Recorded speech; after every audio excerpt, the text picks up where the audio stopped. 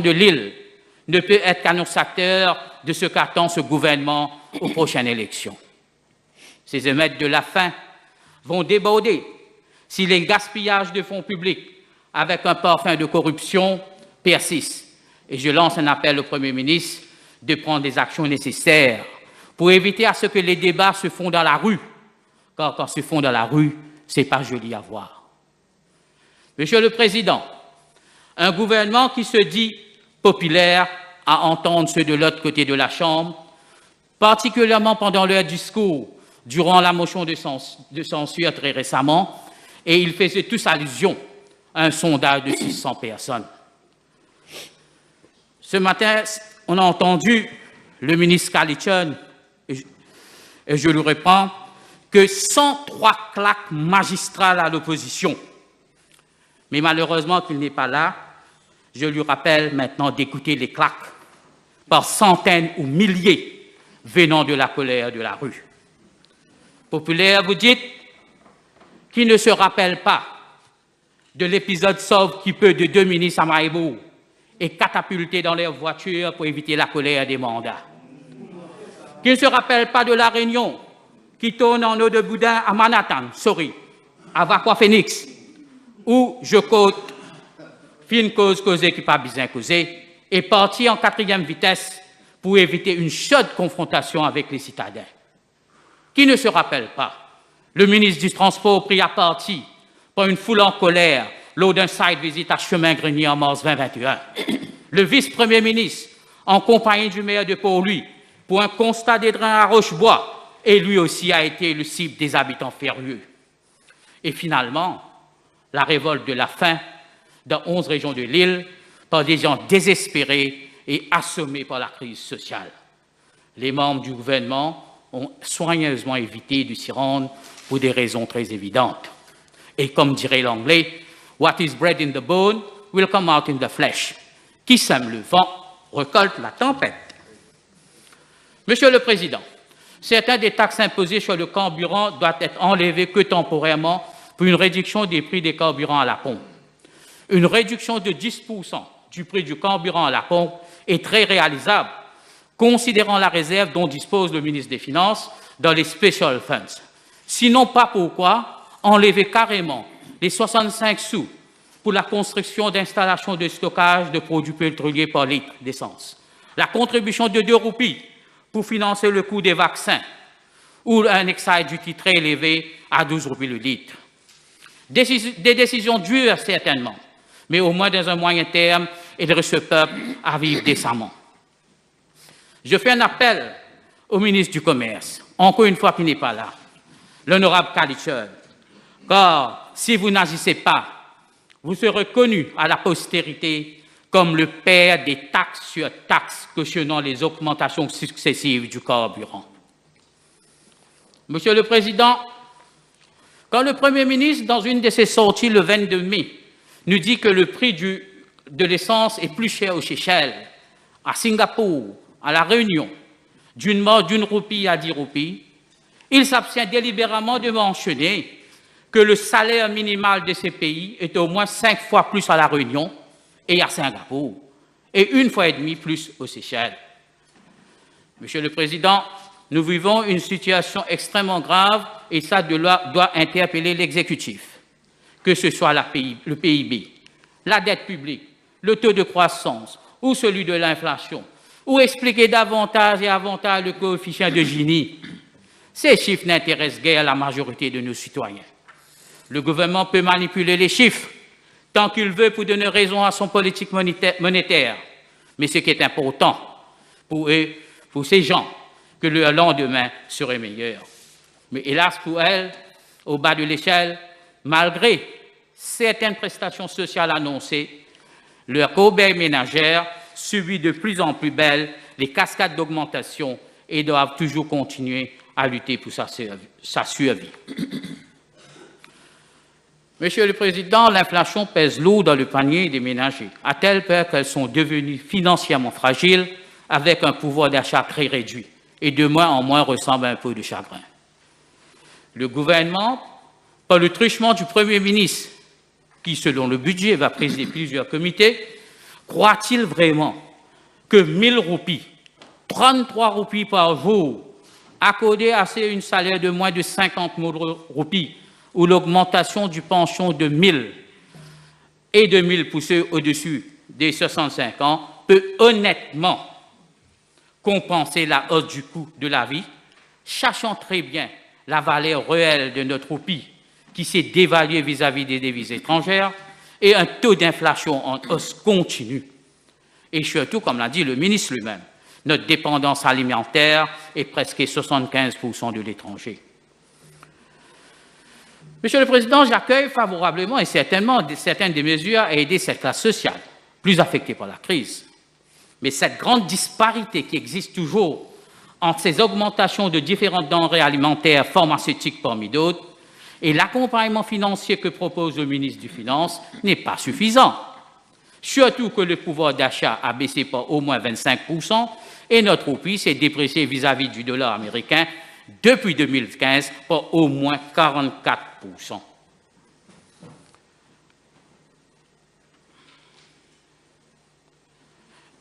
Mr. Speaker, sir, I will now address the second part of my speech, which will highlight the degree of wastage of public funds and perceived corruption in the government.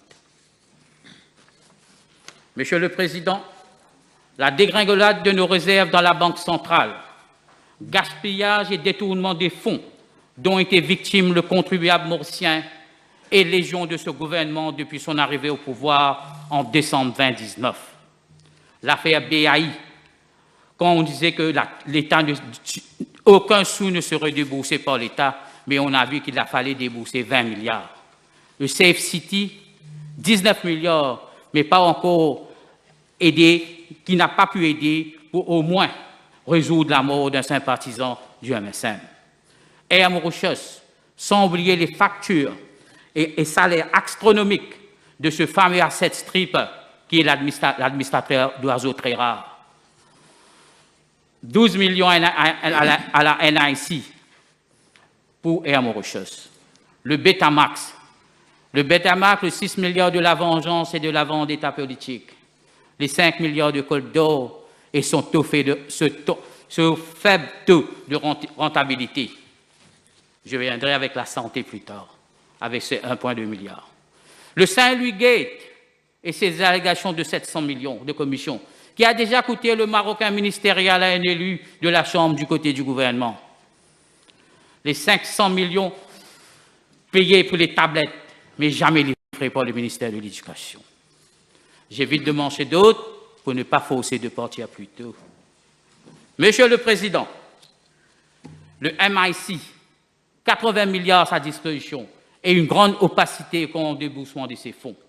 Et pire, le MIC a acheté des valeurs actifs et a perdu 595 millions contre seulement 58 millions de profits. Et on vient nous dire encore que le MIC va investir davantage dans des secteurs d'avenir qui ont des projets innovants. Vous savez pourquoi ils agissent ainsi, Monsieur le Président? C'est parce que cet argent, c'est la nôtre, c'est la vôtre, c'est votre sueur. Et ils se mettent en guichet automatique pour ceux qui flairent le bon filon à l'hôtel du gouvernement. Monsieur le Président, le ministre des Finances n'a pas dit grand-chose concernant la nécessité d'avoir des contrôles sur les dépenses publiques. Mais il est grand temps pour un projet de loi qui aiderait à contrôler les dépenses publiques et leur redevabilité, incluant les entreprises d'État. Les anciens rapports du PAC, et certes, la récente sont en soi-même suffisantes pour justifier un projet de loi sans oublier les critiques acerbes de l'audit. Monsieur le Président, je vais maintenant m'adresser au département de la santé. Mr. Speaker, sir, 14.7 billion rupees for the financial 22-23, and one must not forget the extra 2.5 billion rupees requested by the same ministry and voted as supplementary expenditure only 2 weeks ago.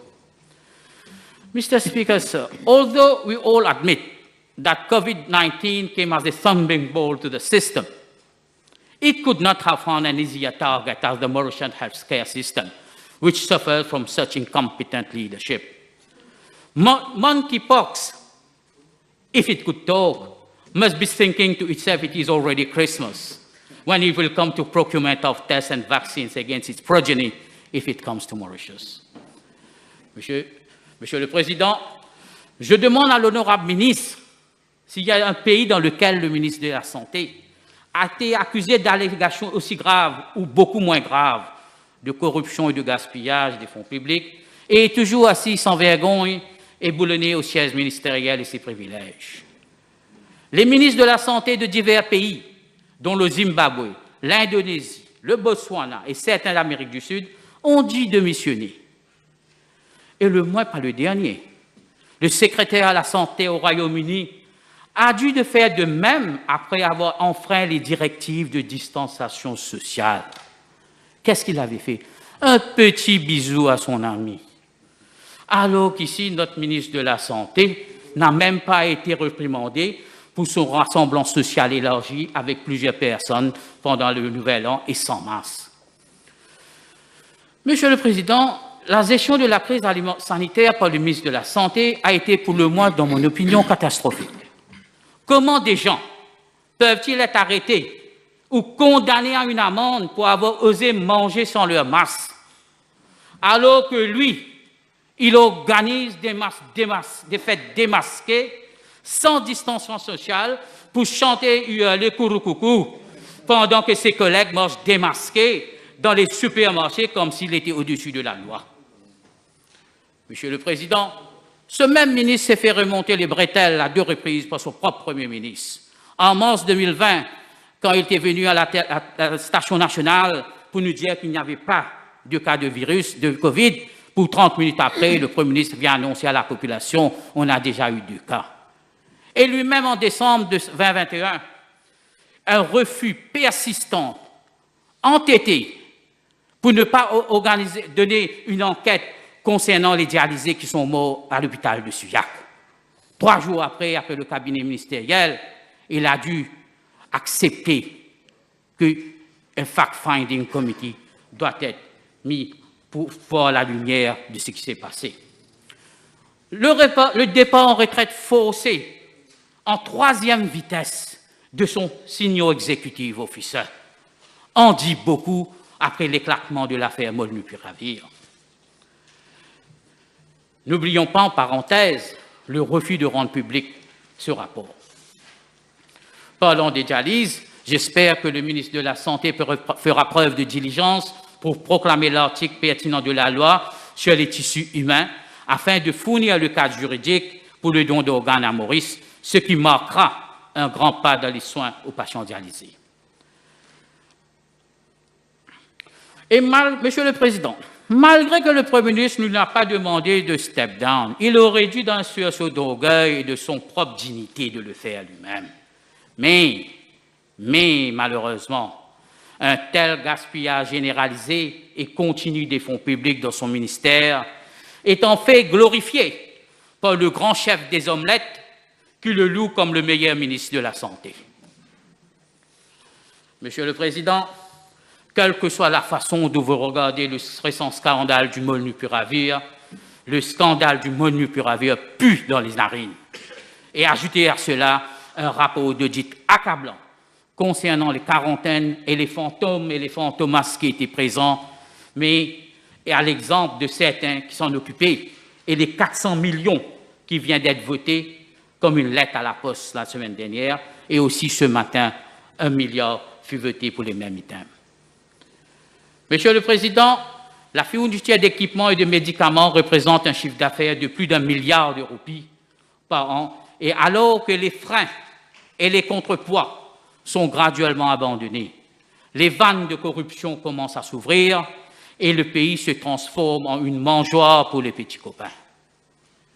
Monsieur le Président, le High-Level Committee que avait présidé le Premier ministre n'avait rien vu concernant ce grand changement de prix du Molnupiravir. Et il fallait bien sûr qu'une enquête soit initiée. Et l'enquête a été initiée. L'enquêteur n'est autre que l'ICAC, et la suite de ce tragique feuilleton n'est pas si difficile à savoir. Monsieur le Président, le scandale ne concerne pas les distributeurs CPN. Il ne s'agit pas de 80 millions de roupies. Cela concerne plus grave le mécanisme qui est mis en place au ministère de la Santé pour garantir aux bénéficiaires une navigation fluide vers l'enregistrement. Cela commence par 5 choses à ce ministère.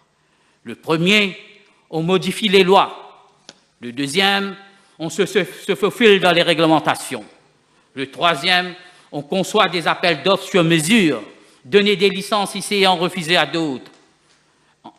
Le quatrième, on veille à ce que le sommeil profond de l'Office des marchés publics ne soit pas perturbé.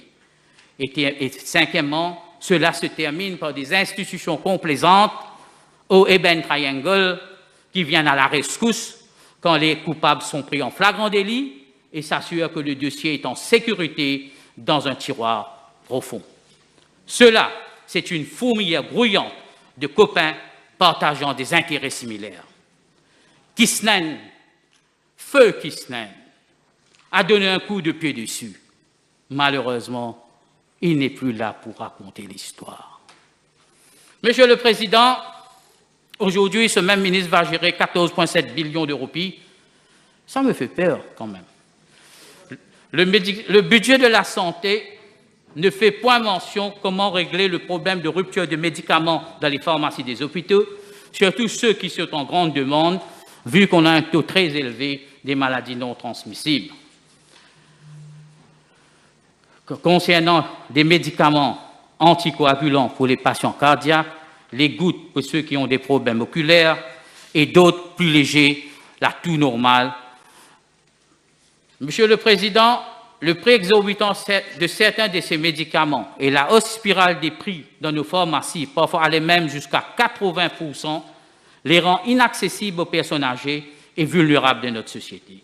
Si le regressive markup aiderait dans une certaine mesure à contrôler le prix de certains médicaments, il serait souhaitable que le concept d'un pharmacode, comme l'avait préconisé le Parti travailliste auparavant, soit considéré et appliqué pour venir en aide à ceux qui en ont plus besoin. Monsieur le Président, référant au discours du budget de l'année dernière où 1 billion de roupies fut alloué pour la production locale des vaccins et des médicaments, seulement 100 millions ont été déboursés et le reste est retourné au war chest. Du retard, toujours du retard.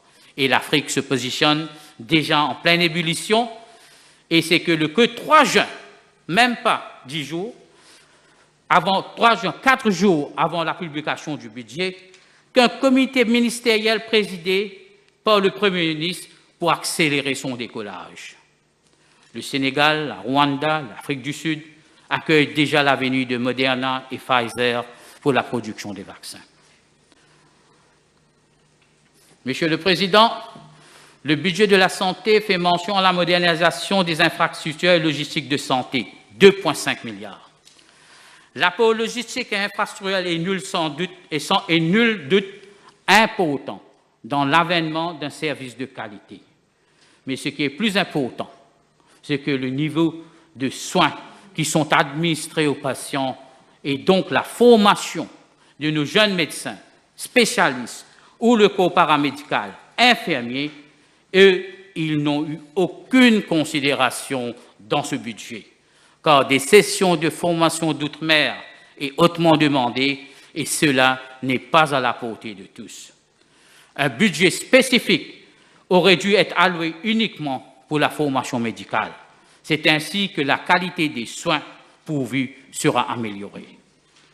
Monsieur le Président, tout en espérant qu'il y aura des changements, l'allocation des bourses de spécialisation médicale engendre souvent des frustrations, car trop souvent les plus qualifiés et expériencés sont mis à l'écart au profit de certains protégés, qui, au retour de leur spécialité ou subspécialité, la limitation de leurs aptitudes et connaissances sont trop évidentes. La sélection des bourses devrait être plus transparente. Garder des postes vacants indéfiniment en attendant qu'un protégé ait complété son cycle d'études ou de spécialisation pour être de retour à Maurice est très malhonnête et injuste envers ceux compétents, qualifiés à Maurice qui aspirent de travailler pour l'État. Je fais référence pour un seul exemple le département d'ophtalmologie. Monsieur le Président, je prends un sujet qui m'est très cher et que j'ai quand même une bonne aptitude professionnelle, les cliniques de fertilité. Le désir de devenir mère ne peut être égalé par aucune autre réalisation tangible dans la vie. Mais malheureusement, certaines ne réussissent pas. Cependant, il est le devoir de tout gouvernement bienveillant, en particulier envers ces femmes, de veiller à ce que les dernières techniques et installations de traitement soient disponibles gratuitement dans le service public. Monsieur le Président, le ministre croit-il vraiment, avec une allocation de 15 millions dans 4 hôpitaux régionaux, le faisant 3,5 millions par hôpital, qu'il va pouvoir instituer des fertility clinics de haute gamme? Ou c'est une blague? C'est grossièrement irrespectueux envers les futures mères en herbe, en leur donnant un sentiment de faux espoir, parce que moi, en tant que professionnel de santé dans ce domaine, je peux assurer à la Chambre qu'un 6 maigre-chiffre ne peut même pas acheter un appareil de dernier cri d'ultrason de 4 dimensions et oublier la logistique exclusive nécessaire à la mise en place d'une unité de fécondation appropriée. Monsieur le Président, le professionnel sous-spécialisé nécessaire dans ce domaine et les médicaments très coûteux ont nécessairement un coût. Une seule unité concentrer les fonds pour aider la femme mauricienne qui ne peut se payer ce service privé pour pouvoir concevoir sera plus envisageable dans un moyen terme. Je lui donne quand même un petit guide. Il y a une unité de fertilité qui est déjà en vente à Maurice. Mais de grâce, ne le faites pas le mettre point bis. Monsieur le Président,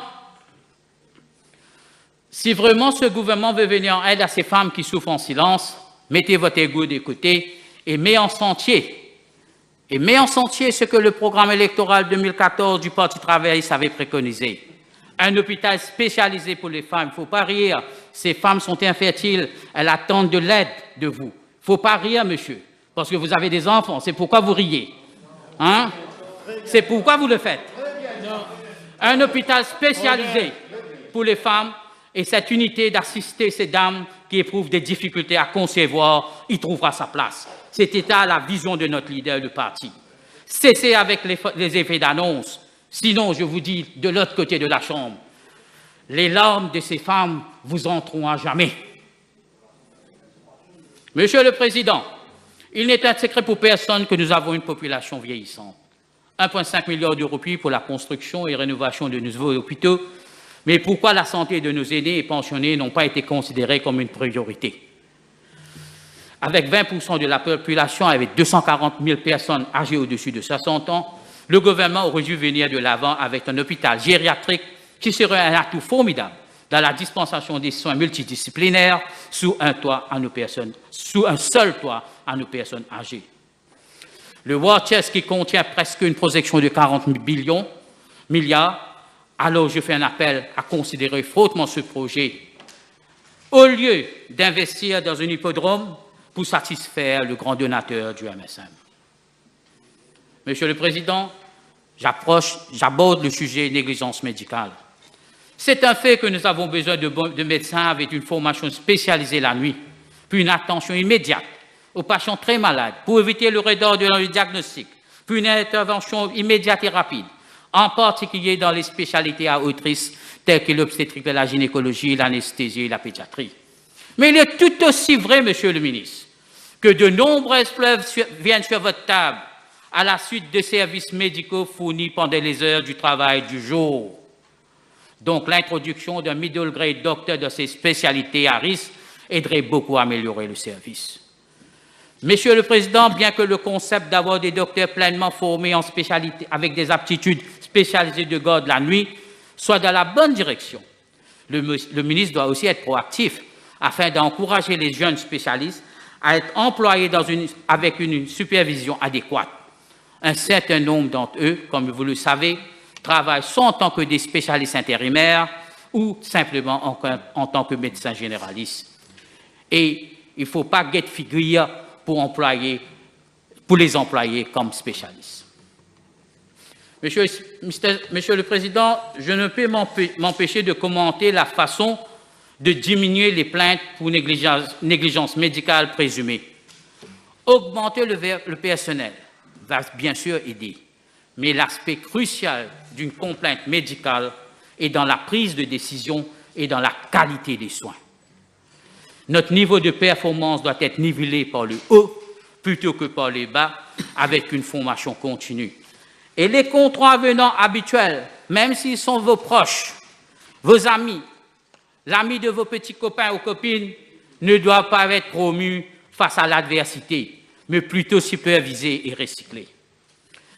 Monsieur le Président, je fais un appel au ministre des Finances et de la Santé de reconsidérer le projet datant 2016 d'une suite neuro-interventionnelle dont le budget a été réalloué au Covid-19, car le coût de la mise en place d'une telle soin d'unité est minime par rapport à ce qui est gardé en réserve dans le trésor de guerre. Il suffit de garder à l'esprit le nombre de jeunes ayant des lésions cérébrales graves ou un accident cardiovasculaire qui finissent par mourir, et je parle des jeunes qui n'ont que 35 à 40 ans. Nous sommes un pays à fort risque de maladies cardiovasculaires, à fort risque de diabète, du diabète.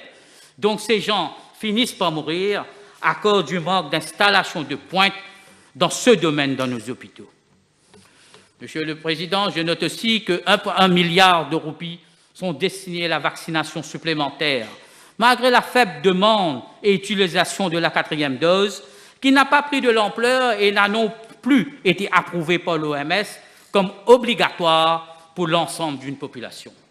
L'honorable ministre doit s'assurer que le Committee of Needs accepte cette nécessité apparente et donne des détails précis quant au coût des vaccins. Monsieur le Président, et Dieu nous en préserve, si le fameux Emergency Procurement au ministère de la Santé commence à rouler pour la préparation de la variole du singe, alors nous sommes dans une autre récolte exceptionnelle pour les garçons aux yeux bleus qui fourniront le vaccin IMVAM. L'abreuvoir au ministère de la Santé et le petit copain continueront à servir de plus belle leur appétit insatiable. Avant de terminer, je voudrais dire quelques mots sur le Basic Widow's Pension, qui fait la une des débats, ici et ailleurs. Je salue la reconnaissance tardive des mariages religieux pour l'obtention des Basic Widow's Pension. Et un grand merci à tous ceux qui, d'une façon ou d'une autre, pendant des années, ont contribué à que cette injustice soit corrigée. Monsieur le Président, il faut aussi être très prudent à ne pas tirer avantage de la réparation d'une faute, car vous avez plus l'obligation que la nôtre de le faire en regardant l'injustice que le MSM avait commis 35 ans auparavant, par l'abrogation de la Muslim Personal Law. Monsieur le Président, pour prendre au vol les 3 salutations islamiques ou coraniques, je ne sais pas, exprimées hier par l'honorable Raoult, je lui dirais qu'il ne faut pas oublier les plaies et les blessures de ces mêmes personnes et religieux qui lui a téléphoné jadis quand ces mêmes personnes, leurs proches, avaient été déshabillés, des hadiths retournant de la Mecque, déshabillés à l'aéroport de Plaisance. J'espère que l'avenir donnera encore une fois à ce gouvernement l'occasion de faire réparation à ces regrettables incidents. Il faut être modeste dans toute action de réparation de fautes. Pour terminer, Monsieur le Président, il n'y a plus de mérite d'accepter qu'on a tort que de dire qu'autre monde fauté. Ce gouvernement et ses pairs croient que le progrès se trouve uniquement dans le béton. Mes amis de l'autre côté de la Chambre, le progrès n'est pas dans le béton, c'est dans le cœur. To conclude, I will qualify this budget as a smokescreen budget with limited outreach to the very needy, while in smart island Mauritius, hijackers of the coffers of the state in broad daylight get away with impunity. One must cut one's coat according to one's cloth, otherwise the covers of the state will be totally ransacked. I am done. Thank you.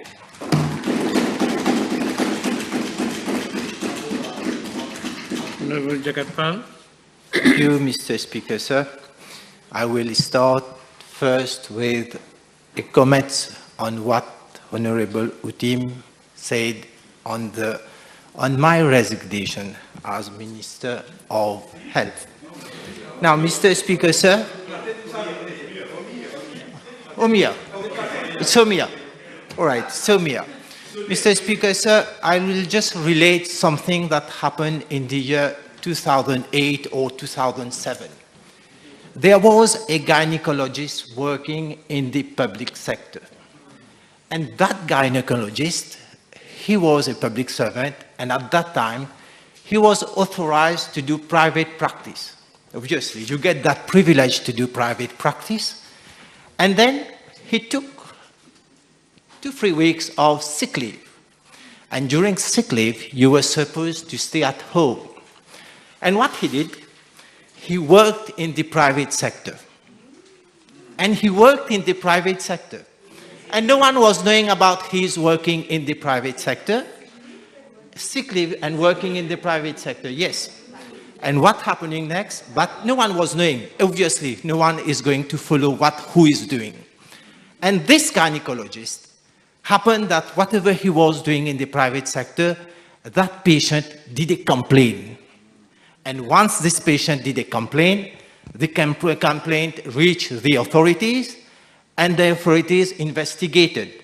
And there, that gynecologist was taken to task. Taken to task, the case was referred to DPP, and the DPP advised that he has to be taken to task and he has to be sued. And that gynecologist, you know what he did? At 4e vitesse, he left the public service. He left the public service, and at that time, during those days, the file, you know, everyone being a public servant, you have a file in your ministry, and the file disappeared. And you have no proof, you don't have anything. If you will go to the medical council, you will get the file and you will know who is that gynecologist. And that gynecologist today, he is giving me the lesson that I have to resign. And that gynecologist today, he is giving me the lesson and what he did, he should have resigned. He should have resigned for what he has done, and today he's... I seek your advice on a point of order. The Honorable Minister is referring to a gynecologist who's giving him lesson in this house. I know he's a mad psychiatrist, but I am the gynecologist who is sitting here. So he should know that I was never convicted of it. Please.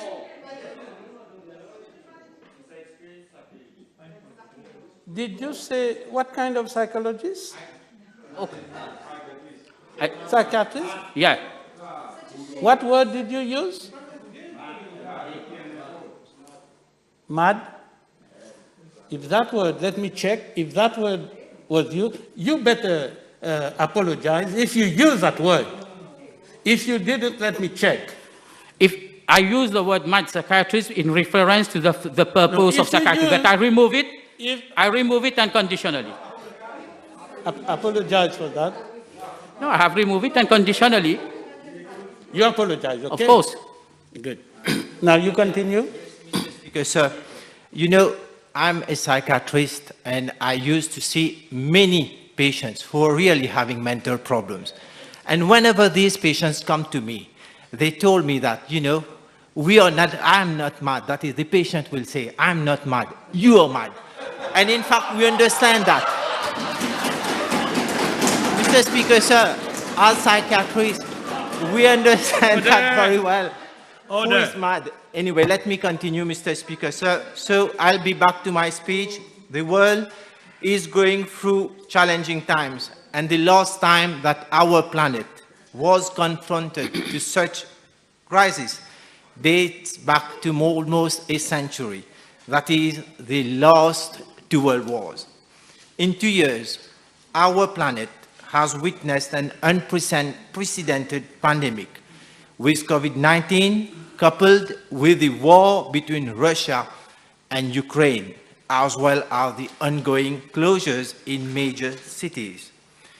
Global economy has shrunk due to lack of visibility, disruption in supply chains, increase in fuel price, increased freight costs, and this has resulted to inflation. This budget has succeeded in doing one crucial thing, which all governments around the world are trying to achieve. Budget has provided our citizens with resources to uphold their cost of living. Members of the opposition know that this budget succeeded in doing so. This is why they are so adamant on trying to prove the contrary during the debates. Once again, in psychology, Mr. Speaker, sir, this is called the denial stage. And they have once more reaffirmed this position. From find all means to destabilize this government, but they are lamentably failing again and again. I'll have to remind Honorable Omir that during the last parliamentary session, he came up with a motion of no confidence to this House against me. And then after a few weeks, he withdrew that. He should have come up with a motion of no confidence and not start doing politics on what he kept on saying. Mr. Speaker, sir, it takes compassion, understanding, and willpower to come up with such policies. It's only possible when we have a Prime Minister like Honorable Pravin Kumar Jagnat and a Minister of Finance like Honorable Padayachi. We did not act like opposition members when they were in power. During their time, in less critical situations, they came up with stimulus packages, additional stimulus packages, further taxes, and austerity. The champions of imposing taxes in Mauritius in front of me would have certainly introduced rural taxes.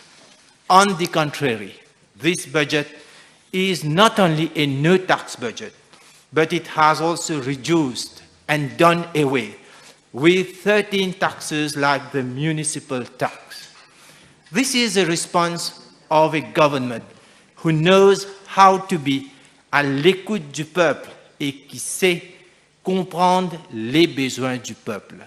Such a response reflects our economy's resilience and not to what the opposition is alleging when they say our country is en banqueroute, that we are becoming like Sri Lanka.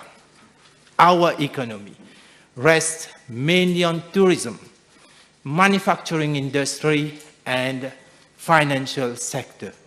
Above all, strong leadership and human resource remain the driving force of our economy. We on this side of the House are proud to serve under the able leadership of Honorable Pravin Kumar Jagnat.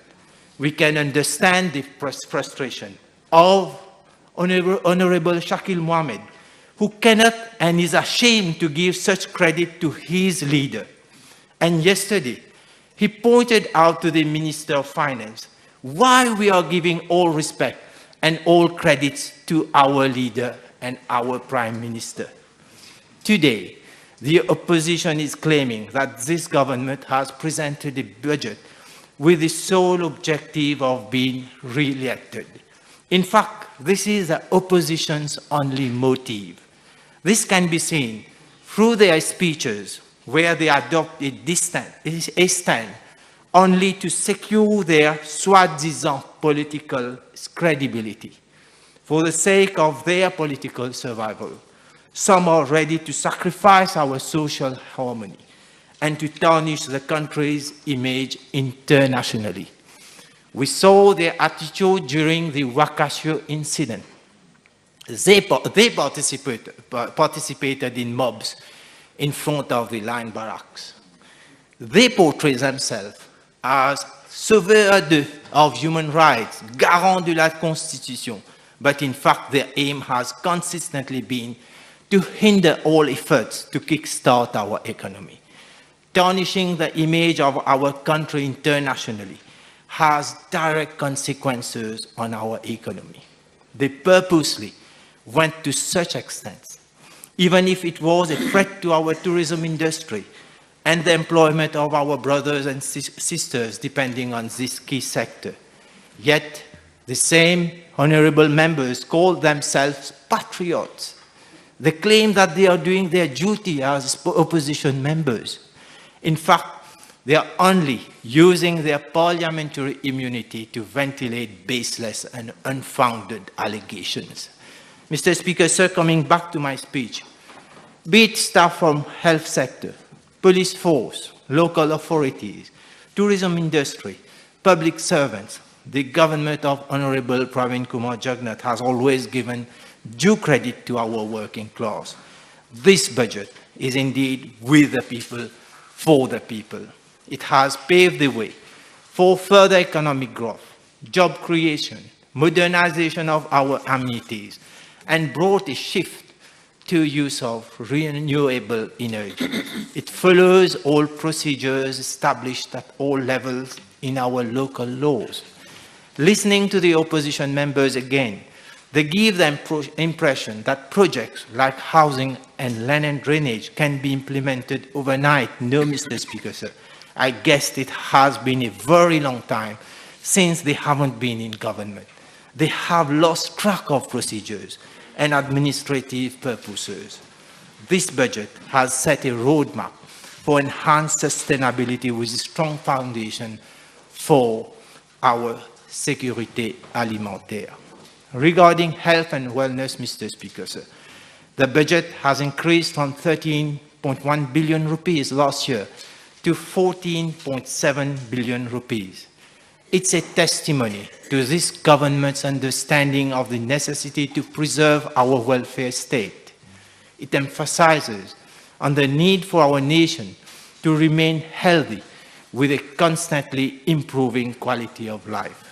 Out of this budget, some 8 billion rupees represent the salaries of some 15,000 men and women who make our public health sector. And what Honorable Utim and Fukyun earlier stated, referred to as wastage of public funds. They are our frontliners for whom we are paying 8 billion rupees that represent their salaries, who have put their lives at risk to work during pandemic times. They were the ones who were looking after our patients, members of our family during lockdowns, when everybody was at home, and also during the surge of the Delta variant.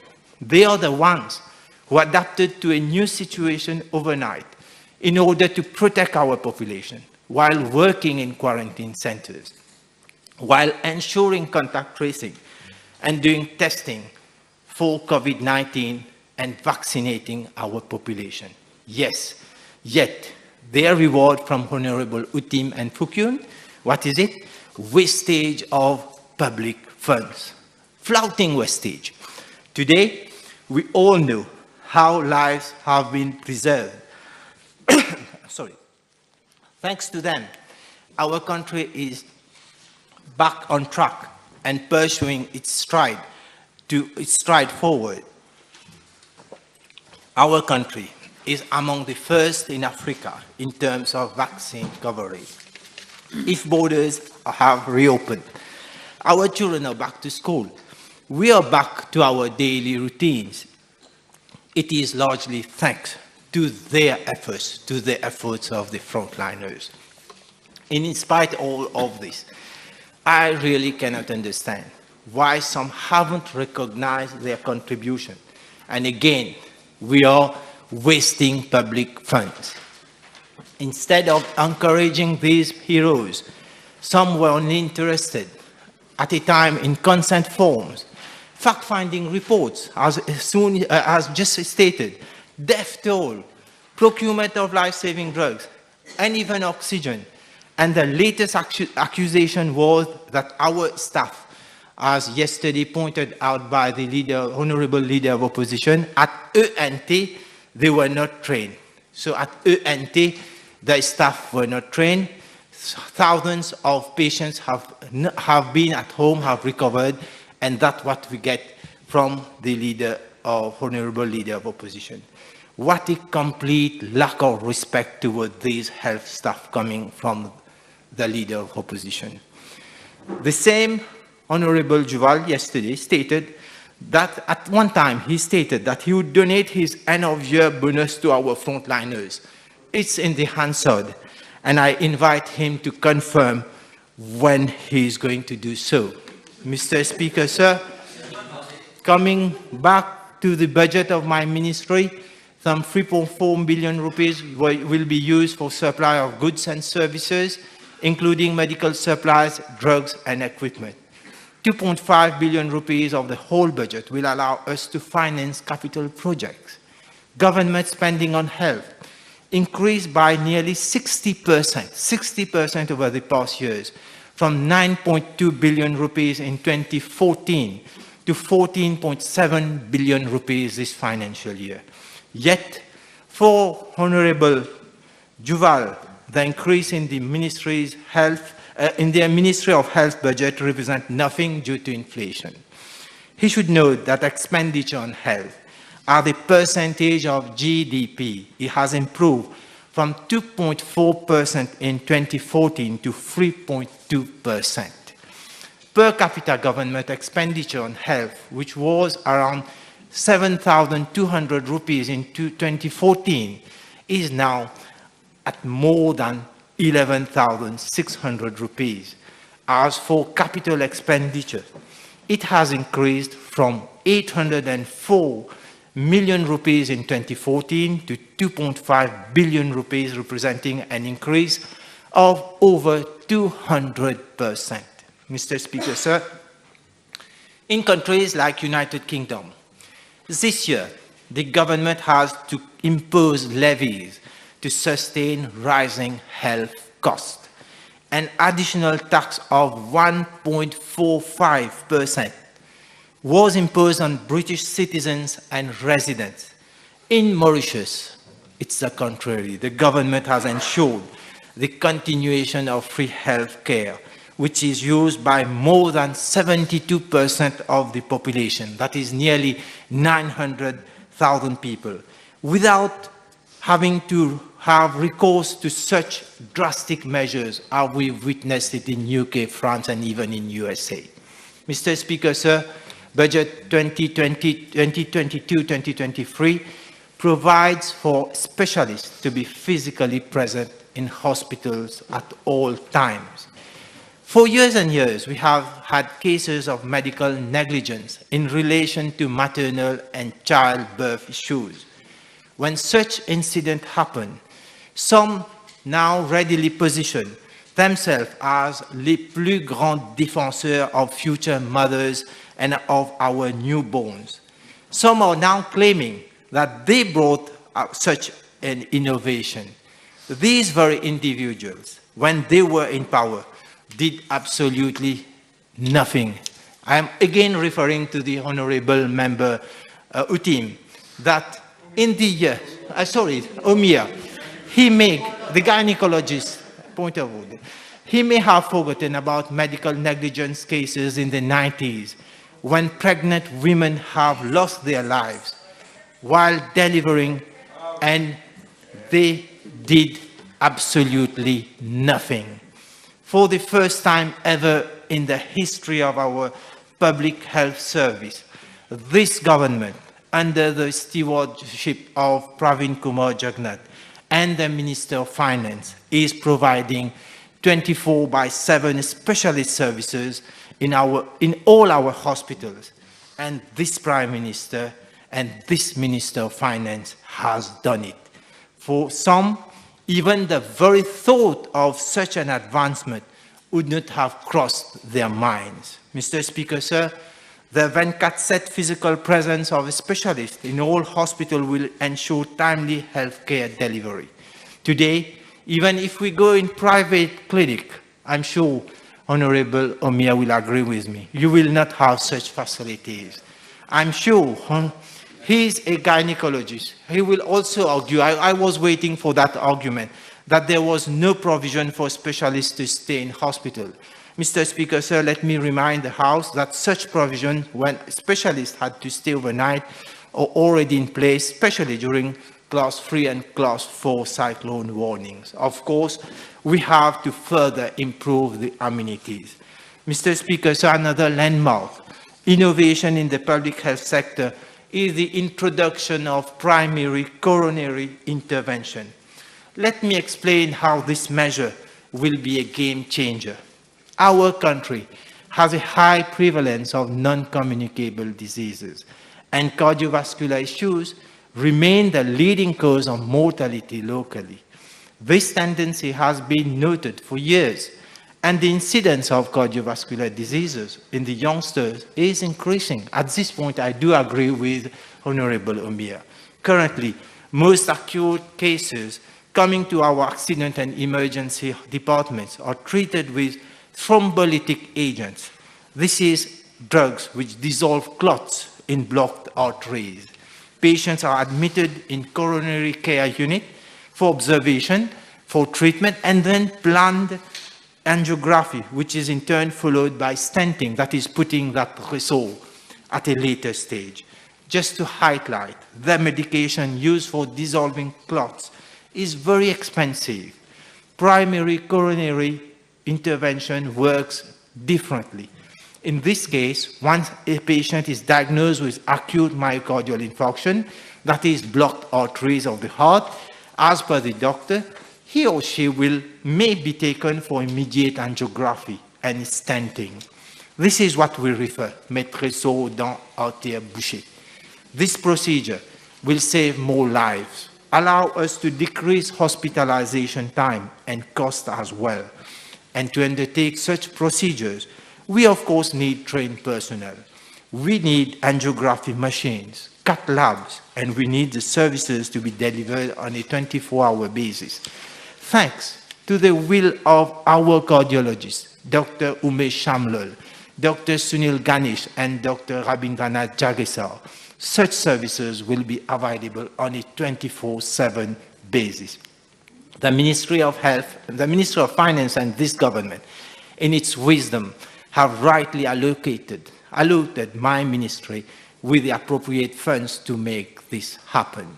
Once again, in spite of the complex worldwide situation, we in Mauritius are still being able to bring forth much needed innovation, what the opposition will never recognize. At present, primary coronary intervention is already available at G2 Hospital, and it will be introduced at Victoria Hospital and the Cardiac Center. I hope that again, they will not claim to be initiators of such project. Mr. Speaker, sir, another major issue, major measure announced in this budget is the shifting of long-stay patients who have recovered from Brownsacre Hospital to residential care homes. What this government is achieving today takes its roots back in 2012, when the then Minister of Finance, Minister of Health, proposed the concept of midway homes. Des belles intentions qui sont restées des belles intentions, Mr. Speaker, sir. This government is committed to do away with the marginalization of patients who have recovered from psychiatric illness.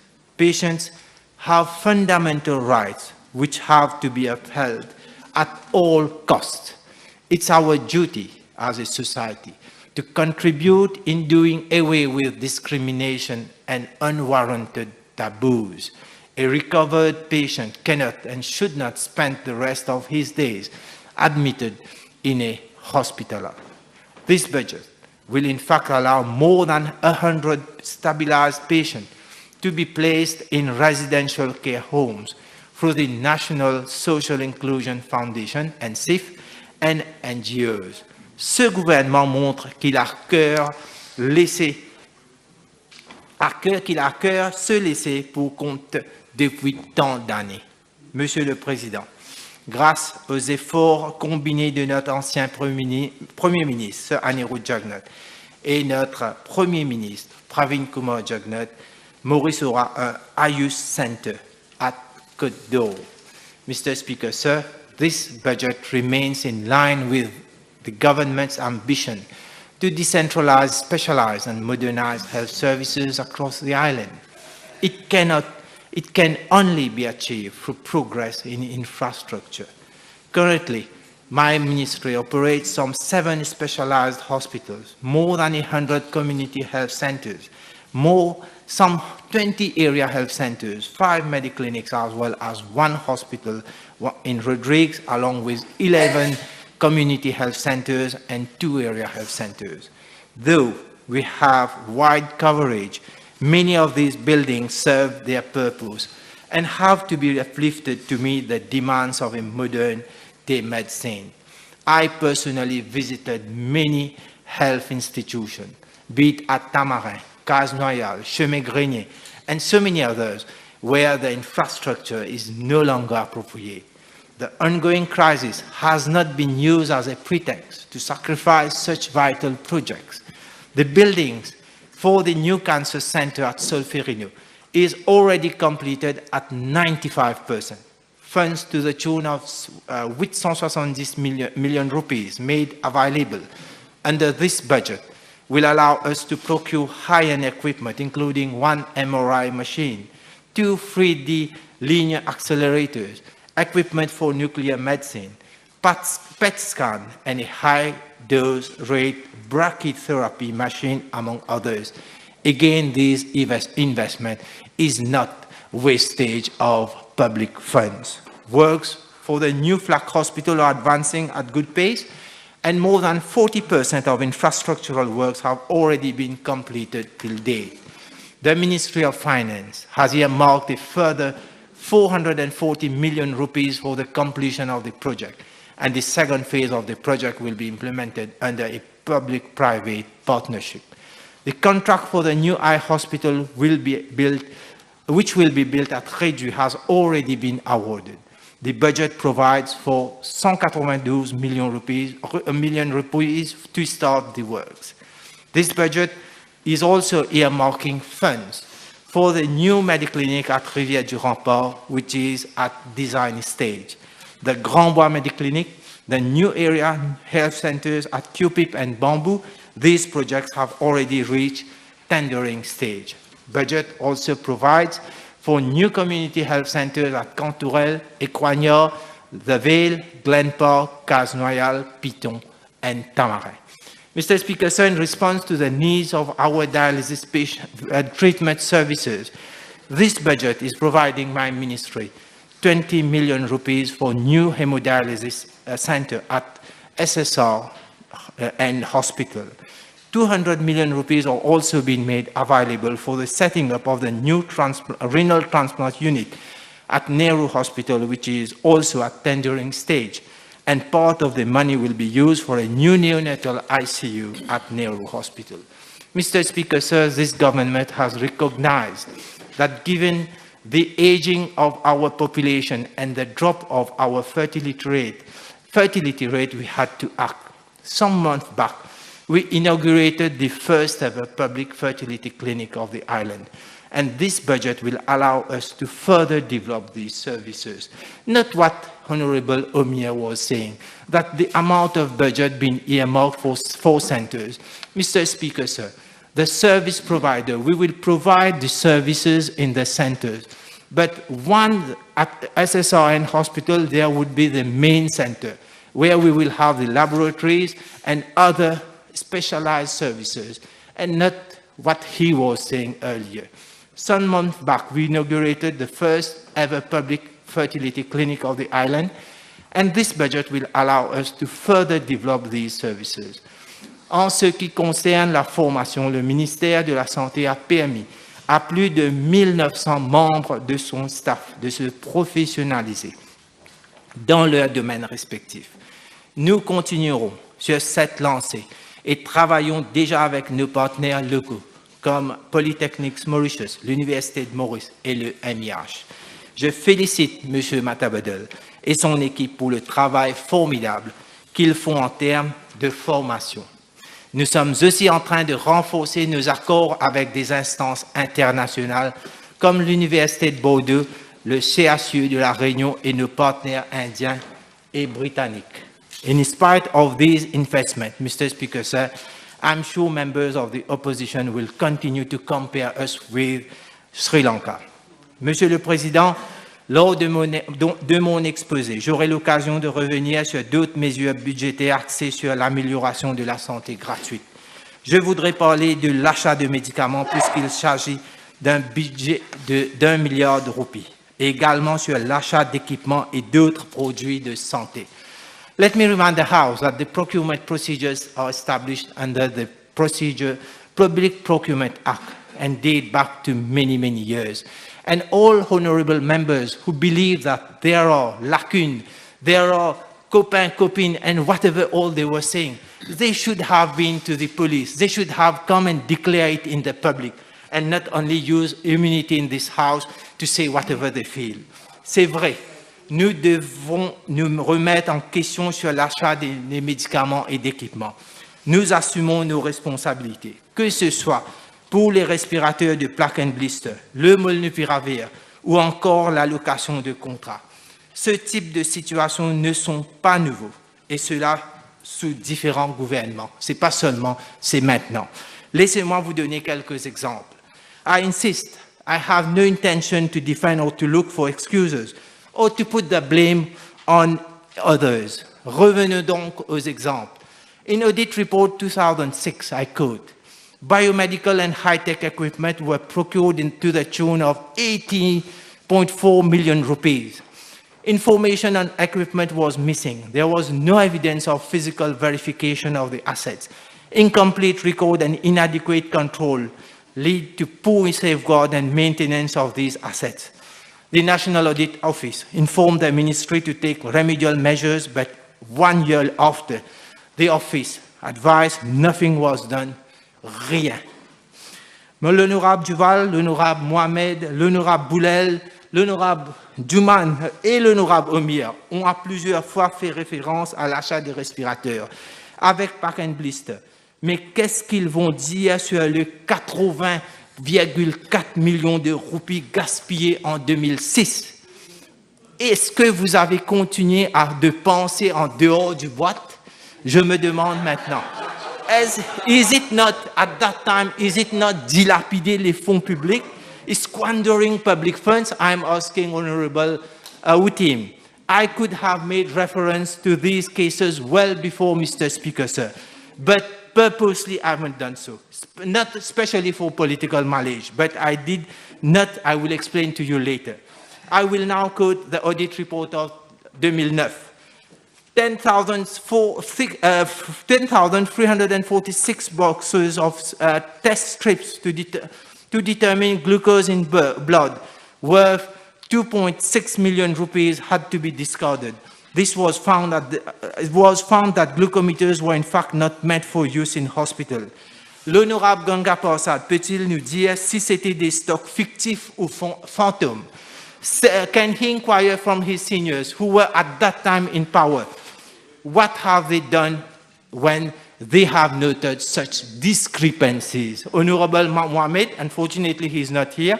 When you lost election, you challenge the leadership of your party. But then, when you were in government at that time, maybe he was minister, you did not dare to question such gaspillage. Where were you? Mr. Speaker, sir, at that time, was it not chaos at the ministry? What yesterday Honorable Mohammed was saying? Let's go back once more to the audit report of the year 2009. Drugs evaluated at 4,8 million rupees. So 4.8 million rupees were purchased for 27,7 million under emergency procurement. So now let's, at that time, this was the year 2009. Drugs again procured under emergency procurement at more than 12 million rupees had to be discarded. Where is Honorable Juman left? During the same financial year because of short shelf life. So he has to go and do that, some research, and I believe they will come up and tell us what happened. Honorable leader of opposition était au gouvernement à cette époque. Il était ministre à cette époque, si je ne crois pas. Oui. Est-ce que l'expert comptable peut nous dire combien ces 39 millions de roupies peuvent bien valoir aujourd'hui? Parce que you talk about depreciation of rupees, you talk about devaluation et tout. Quelle était la valeur de ces millions jetés à la poubelle à cette époque? So you keep on referring to National Audit Report. Wait, I will give you more. C'est ça le résultat de résultat, low résultat. That's what was he used to say, résultat, low résultat. And at that time, Mr. Speaker says there was no COVID. There was no pandemic. Then maybe the virus of COVID was already here. And this is why they availed to emergency procurement. Again, I will come up to some audit report. Contracts worth to 3 million rupees for the cleaning of 7 hospitals were awarded to companies with no experience in such services. And in spite of recurrent complaints on their service delivery, their initial contract of 3 months was prolonged to 1 year. Now, unfortunately, Honorable Juman is not here. Est-ce que Honorable Juman peut informer la Chambre si c'était des bijoutiers ou des employés de Quincaillerie qui ont eu ce contrat? He should have come and tell us, because he used to say bijoutier and Quincaillerie. Come now and tell us. I hope Honorable Utim is also listening carefully. And maybe he can inform us whether that these companies had d'huile dans les oreilles. I don't know. So I'm just referring to that time. Now, was Honorable Juman aware of such happenings? Or at that time, he was busy paying his fines for bribery at that time? We know that what he was convicted for. He himself said that he had all information from the Ministry of Health. He said so. Maybe he has access to leaked documents, maybe. I can't control each and every stuff, which he then brings to this house, and we know about it. In fact, today itself, I received a text message on my phone from my staff informing that they believe that someone in the ministry is plying some manigance. So this is the level. This is the level, Mr. Speaker, sir. I would also ask Honorable Juman why he remains silent on companies who have been defaulting. For example, what Honorable Omia said, delaying delivery of clopidogrel since December 21. They will not come and ask me a question about this. During his speech, I will see if he chooses again to be selective on some companies. Let's wait. Why is he remaining chup-chap on this company who defaulted in the supply of heparin? Again, this is what just stated by Honorable Omia.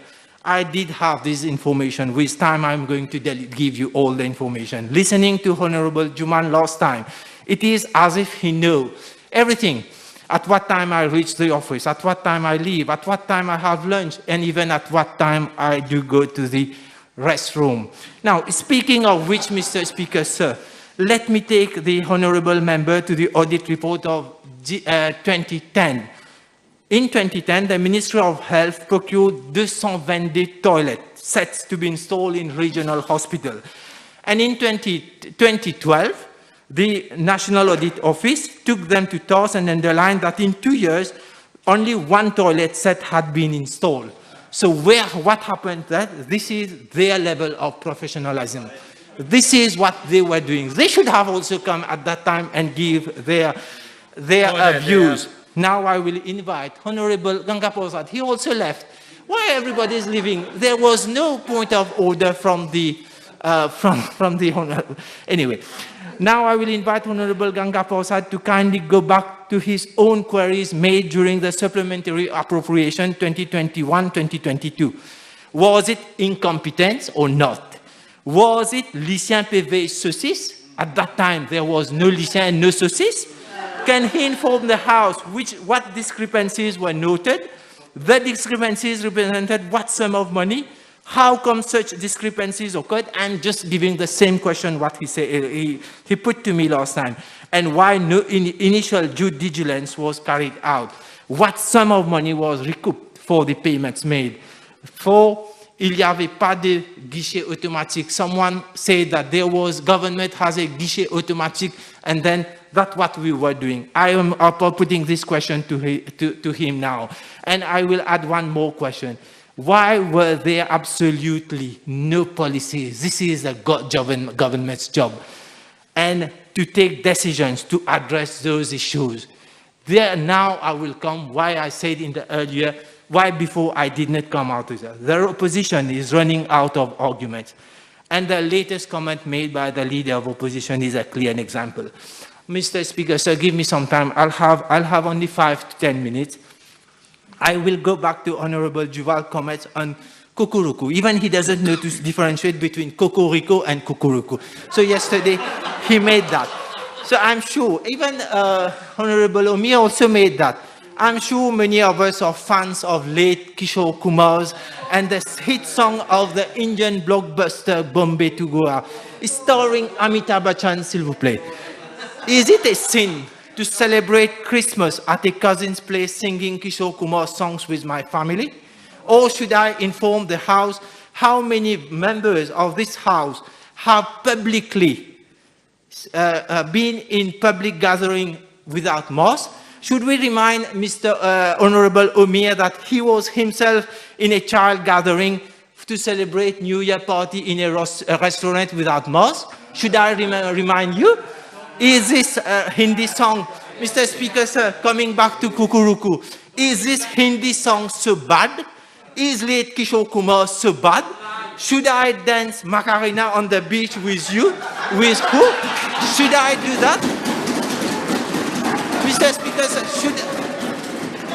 if you don't like Kukuruku, fair enough. But I think next time I will dance Macarena on the beach with whom I don't know. Should I spend holidays in Swiss Alps with who? I don't know. But unfortunately, I will keep on singing Kukuruku and I will keep on dancing with my family for the New Year and Christmas party. Mr. Speaker, sir, it's not over with Kukuruku. At least I can sing Kukuruku. But PMSD so cook in arrêt de santé lui-même. So this is not my problem, Mr. Speaker, sir. So if it's for all these years, Mr. Speaker, sir, in 5 minutes I will get over with my... Mr. Speaker, sir, now I'll come seriously. For all these years, they were in power.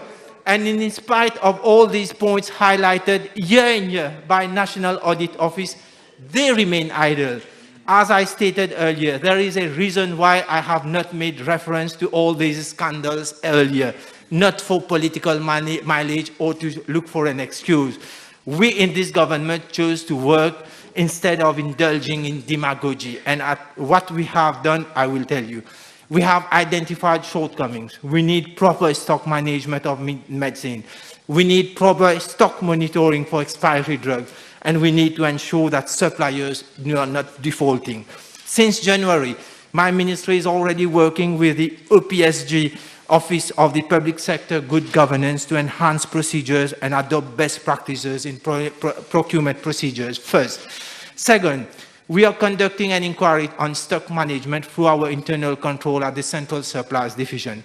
Third, we are coming up with a modern warehouse at Côte d'Or. Fourth, we are working with the Ministry of Finance and to separate the procurement of medicine, consumables and equipment from the ministry. This will henceforth be done on a separate, independent body. In fact, yesterday itself, officers of my ministry and myself had a meeting with officers of the Ministry of Finance and the State Law Office and also officers of the Public Procurement Office to work out the modalities to separate this entity. Hopefully, this may come up in the finance bill as a new measure. This entity will also work out on procurement of drugs on a G2G basis. Regarding expired drugs, yes, we have discarded pharmaceutical products, but the opposition should know that these expired products have been accumulated since 2013. Even between 2003 and 2013, the same pattern was observed. Mr. Speaker, sir, so this present budget, I will conclude by, I have so many projects, but unfortunately I don't have that much time. I've been reminded that I have hardly few minutes. I will only say that I have to reply to few comments made by Honorable Omir.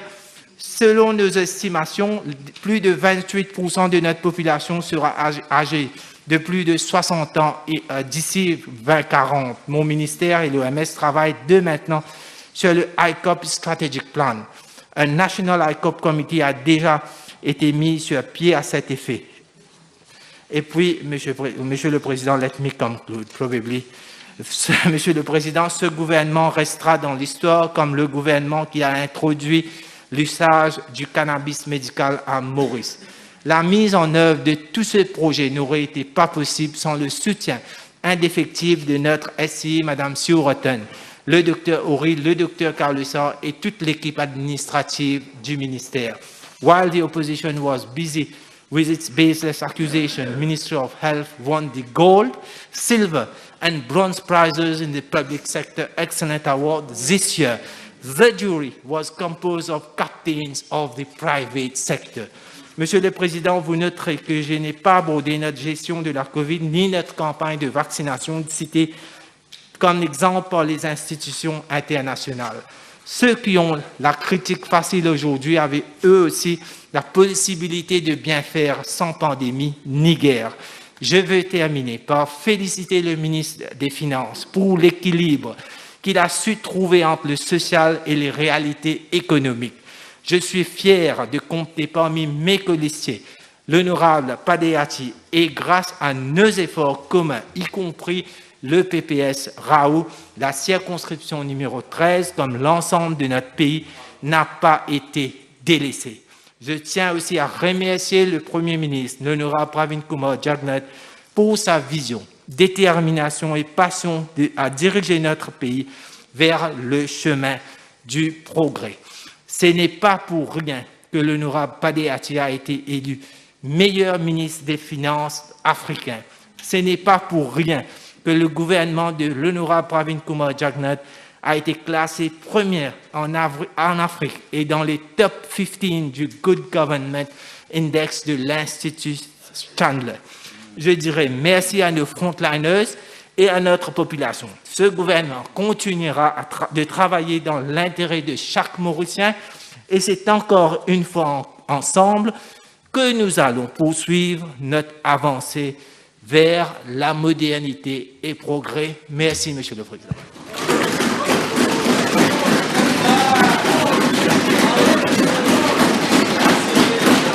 Order. I believe the Honorable Chief Whip will adjust the time. And now I will call on Honorable Nakchidi.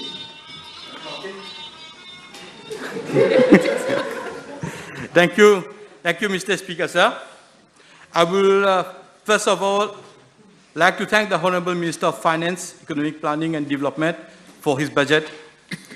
I seize this opportunity to also congratulate him for his recent award that he got as the best Minister of Finance in Africa, just a few hours before he read his budget speech in this August Assembly. Mr. Speaker, sir, it is the third time that I am participating on a debate on budget speech, and every time I have been impressed, like several of our fellow citizens, by the measures the Honorable Minister of Finance brings, especially in such difficult moments. Mr. Speaker, sir, the measures not only bring hopes, but also show that if you got determination, if you are part of a caring government, then no crisis can be a hurdle on your way to bring prosperity to the nation. Late Abdul Kalam said, I quote, that confidence may not bring success, but gives us power to face any challenge in life, end of quote. As the Honorable Minister of Finance, Economic Planning and Development announced that our government has several objectives like increasing our GDP, reducing our unemployment, boosting our exports of goods and services, increase the investment, increase the FDI, increase tourist arrivals, reduce the public sector debt.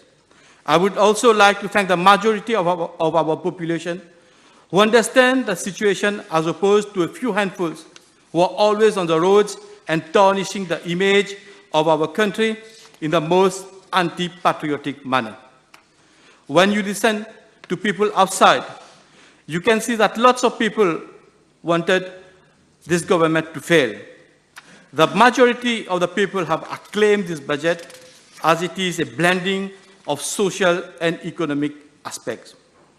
This government has done marvels, which others only talked about and never did anything to put such measures into practice, as they were more concerned about feeling they're safe, and others were dreaming of how to become the Prime Minister at the earliest. These marvels, Mr. Speaker, sir, the members of the opposition are calling it an illusion. It seems that they are themselves in a perpetual illusion, as they can't believe or don't want this government to do good. They don't want the country to progress. Luckily, Mr. Speaker, sir, a country is not run by ill wishes, but by determination and a desire to succeed. Mr. Speaker, sir, we are living in a period of crisis. And since the beginning of the 21st century, we have been witnessing several disruptions, and one more severe to the other. We are all in search of the resilience which will provide the ability to deal with adversity, withstand shocks, and gradually adapt to disruptions.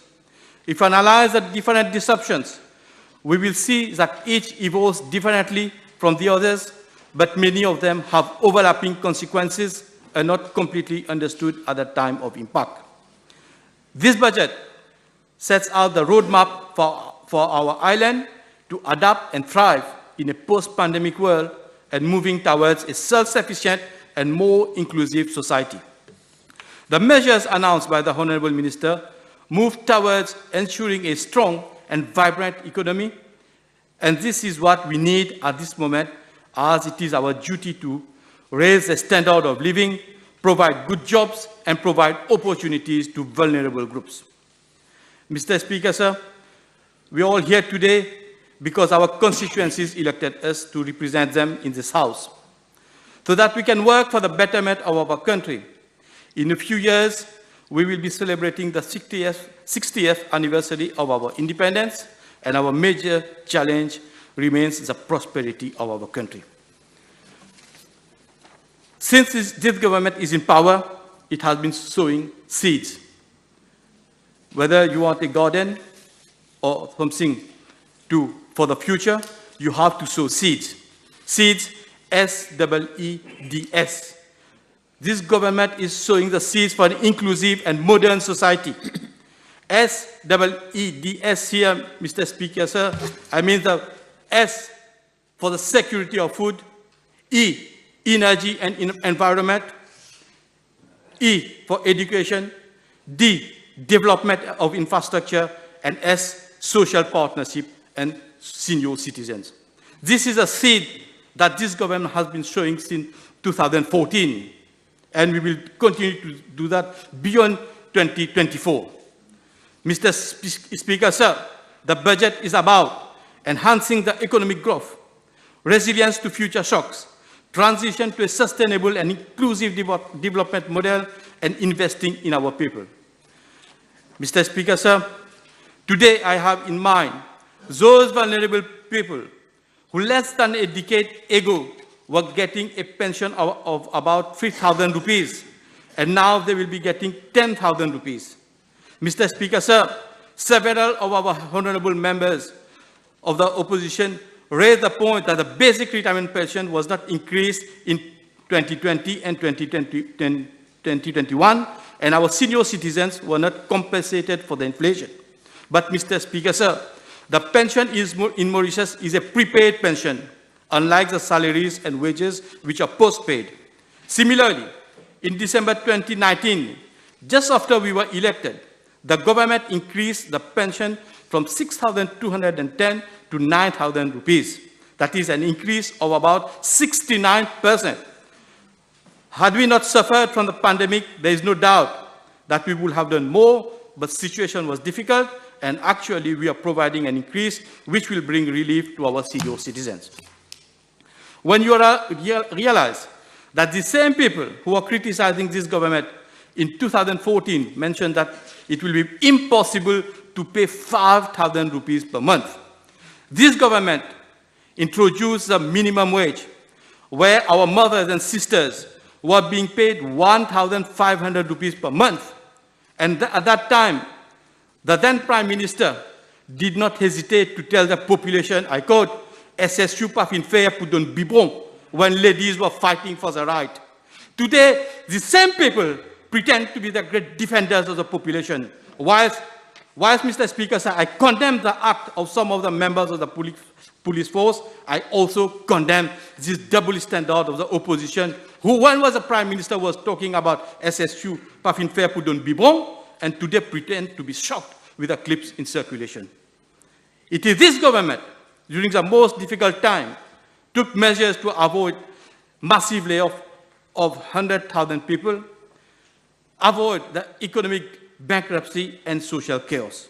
When you go back in the year 2009, 2010, just after the economic crisis in Europe, and read the honorable members of Labour Party, what they were saying on our economy, because at that time they were in power, I wonder how they will have reacted in this situation.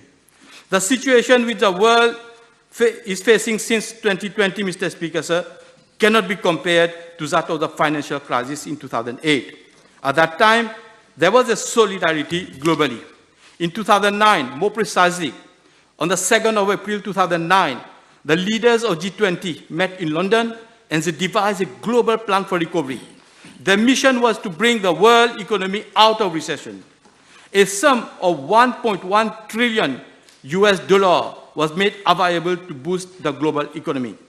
But the COVID-19 pandemic did not show any such solidarity. In fact, all the countries closed their border, tried to contain the virus in their states, tried to make the country COVID safe and COVID free. There was a sort of Cold War on vaccines. Countries started competing against each other on the best vaccine. And when we compare these two situations, we can say that the time of 2008 and 2009, what the then government was calling a tough one was in fact a time when the sky was blue, the sea was blue turquoise and calm. And in that period, the only measure which I recall the Labour Party government brought was a stimulus package. And Mr. Speaker, sir, it was a very special one. It was meant only for those people who were fervent servants of the regime. On top of that, it was given freely, without the need to reimburse that money, without any need to explain how the money was spent, whether it was used to buy Aston Martin, boats, or bungalows. The money given to the French were never used to bail the business. Hundreds of millions were distributed like it was how they call, as if it was a Bab Kamal. The same people today, Mr. Speaker, sir, are criticizing the MIC loan. The MIC funding is a loan given to firms which will have to be reimbursed, and all the process is done in full transparency. When the Labour Party was in power, the increase in basic retirement pension was only increased by 100 rupees.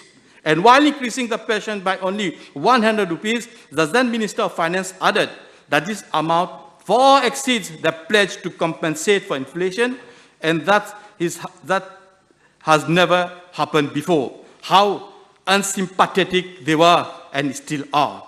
Now, when we are providing between 1,000 and 2,000, they are talking of money illusion. They are dividing it by 30 and saying that we are just giving 33 rupees per day. But why did they not divide the 60 rupees increase in the gas cylinder?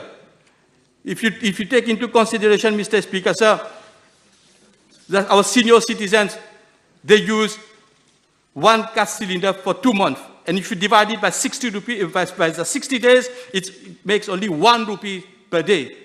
Why don't they divide it by the 60 when it comes to the increase? And now they're dividing it by 30 when it comes to the increase that we are giving to those of our senior citizens. Honorable Xavier Jival mentioned that the government took the commitment to bring the pension to an amount of 13,500. But he should read the full sentence where it is said that the amount of 13,500 will be set by the year 2024. The Honorable Leader of the Opposition, as usual, praised Seychelles and Maldives for increase in the tourist arrival, and also that the currency has reached the pre-COVID level. But let me remind the Honorable Leader of the Opposition, despite that the currency has reached what it has reached, Cecil was not in a position to pay the end of your bonus like we did here. Not only for the working class, but even our pensioners got their 13th month pay. The war in Ukraine, Mr. Speaker, sir, has raised awareness on the necessity of food security. Farmers will no more be left on their own, but the agricultural production and market information system will provide information so as to allow them to take decisions on cultivation and marketing of the crops. Last time, Honorable Sikyan bought packed susu and so that the price was about 125 rupees. And to curtail owners of the supermarkets selling these locally produced vegetables at such high prices, the population will now be given incentive to produce their susu and brinjal, like the rooftop gardening and new incentive on sheltered farming. The SMEs remain a sector which can enhance our economy, and thus, by broadening the definition of SME, 142,000 enterprises will work hand in hand with the government to support the recovery. We are facing a global shock. Things are happening overseas where we have no control, but the effects are hitting us badly, and we are still managing to improve the purchasing power of the population by subsidies to the tune of 4.2 billion rupees on pain maison, cooking gas, rice, milk, pulses, and the opposition always are looking for the election municipal, so we have extended it to macaroni also. And maybe it also be applied to Lysol, but we must be careful that people don't start drinking Lysol. The income tax rate of 15% will now be decreased to 12.5% for those earning between 53,846 to 75,000. Increase in traveling allowances, deductible from income tax from 11,000 rupees to 20,000 rupees. Increase in basic retirement pension by 1,000 rupees, a measure that will improve the purchasing power of our people. And without forgetting that, it is thanks to the measures of the last two budgets that we can expect the unemployment to decrease by 7.8% from 9.1% a year ago. Our exports of goods and services to reach 169 billion, that is an increase of about 20%. Foreign direct investment to increase by 33% from last year. Tourist arrival to reach 1 million this year. The public sector debt to go down to 87.4%. And several such positive results will appear. Most important, Mr. Speaker, sir, we are preparing our country to be resilient to future shocks. Concerning construction, Mr. Speaker, sir, I wish to convey my especial thanks to the Minister of Finance, Economic Planning and Development to not listening to the Leader of Opposition who has been urging to cancel construction projects. I also still don't understand why the members of the opposition are against the M4 highway project. Our island is a small village, but why every time there are projects in the rural areas, they are against it? When it comes to the interchange at KD, it's okay. When it comes to Hillcrest, it's okay. But when it comes to Kewal Nagar, then it's not good. I would suggest Honorable Osman Mohammed to learn another phrase in Sanskrit, which says, Vasudhaiva Kutumbakam, meaning that the whole world is one family. So they should not think that development shall only be in urban areas. It should also be in rural areas. You know, Mr. Speaker, sir, the M4 highway project will start from Forbach. It will go down to the airport to Plaine-Maillon. And as far as I know, Forbach is in the constituency number 6, and Plaine-Maillon is in constituency number 12. So why is it preventing us from going ahead with this project? Let us go ahead. Once it's completed, Honorable Ganga Pausad can take photo on one end, and Honorable Ramphul on the other end, and publish it on their Facebook. And so what development we are bringing in their constituencies? The social houses, Mr. Speaker, sir, the drains, the roads, the interchanges, or those investments that will make our country productive. For very long, professionals of the construction sector have been requesting for the need to have trained local artisans, and I acclaim the setting up of the Construction Industry Training Council. When we talk of the budget, which is with the people, for the people, Mr. Speaker, sir, we should leave no one behind. And reserving public contracts below 20 million rupees for small contractors is walking the talk. Moreover, the restating of margin of preference is another proof of caring for our people by a caring government. We care for those people who suffer during floods. And as an elected member of the constituency number 9, Flag Bonacay, I thank the Minister for the 120 million rupees for the drains projects at Queen Victoria, Poste de Flag, Cité Hibiscus, and at La Source. Several mini soccer pitch in all parts of the island will be constructed. Modernity is now reaching every corner of Mauritius. While the Minister was reading the budget speech, I received a message from a friend who told me that it's the first time that he heard his village name, Maulasho, in a budget speech. Mr. Speaker, sir, another one, a founder member of MMM, Mr. Nabe Fortino, was also very happy. He phoned me, he said, it's the first time I heard Cité Hibiscus mentioned in the budget. The government has always considered the development of infrastructure not only as a key driver for progress, but a critical determinant for productivity, job creation, and sustainable economic growth. We are improving our road networks, making our roads more fluid, and infrastructure is not just roads and building, it is the sign of improvement of lives. We are tactically planning to address the traffic congestion by modern infrastructure that meets the need of tomorrow, and it is said the road to development begins with roads. We also know, Mr. Speaker, sir, that when it comes to economic growth, investment have a much larger multiplier effect than mere consumption. Infrastructure development contributes to growth and development through several channels. Several countries are looking for such opportunities, but finance has been a major constraint. Whereas here, our government is bringing growth by investing in the infrastructure, as infrastructure is a crucial prerequisite for the success of development policies. Now, when we talk of education, education is not just for someone to read books, get a certificate, and eventually get a job. A caring government is one which motivates students with the capabilities to pursue their education further. And this government is adding 2 additional scholarships in economics in the memory of late Sir Anirudh Jagnnath, who, under his prime ministership, took our country to a new height. This caring government, under the difficult situation, is investing in our students, while others cancel the subsidy on SC and HSC exam, snatch breads from the mouths of our children, and today they are talking of not enough measures for the vulnerable groups.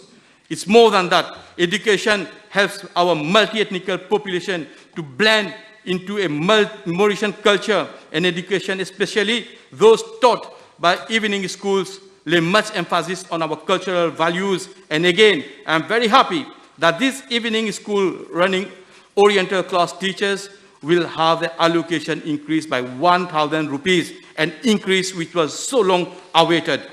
You see, these are the exceptional measures, and that's the reason why L'Express paper wondered if the Honorable Prime Minister and the Minister of Finance were magicians. It's these measures which make L'Express paper count the 103 times that the Honorable Minister was uploaded. However, I am not sure if the 103 times take into consideration the one clapping of Honorable Shakil Mohammed. Talking of L'Express paper, Mr. Speaker, sir, it's a shame that instead of congratulating the government for maintaining the subsidy on rice, they side by those people who are of the opinion that the subsidy on rice is not fair. Moreover, the very next day of the budget speech, the L'Express paper took the comment of Honorable Boulel of Budget Confetti to conclude an article on page 3 in its edition of 8th June 2022. If these people take the budget as a confetti, then yes, It is a busy confetti, as confetti is used to celebrate. Great events and the measures of this budget need a celebration. Before the budget speech, lots of people were predicting all sorts of negative measures. Some were even setting ultimatum, but in fact, the Honorable Minister of Finance gave them what we call in our local language, kutsavat dodo no figure.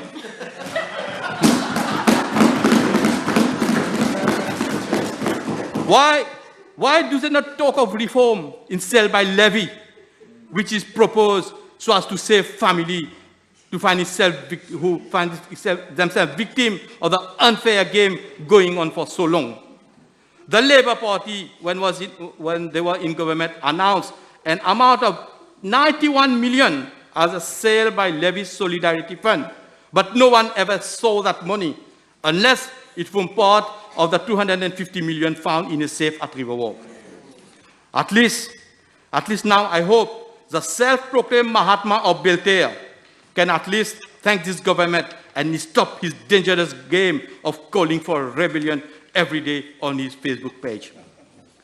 The measures announced in the health and wellness side, Mr. Speaker, sir, show that this government who takes lesson from the history are those who don't listen from the history get lost in history. We learn that we must continue to relentlessly improve our public health system. This government is going to recruit 1,354 staff this year in the public health sector.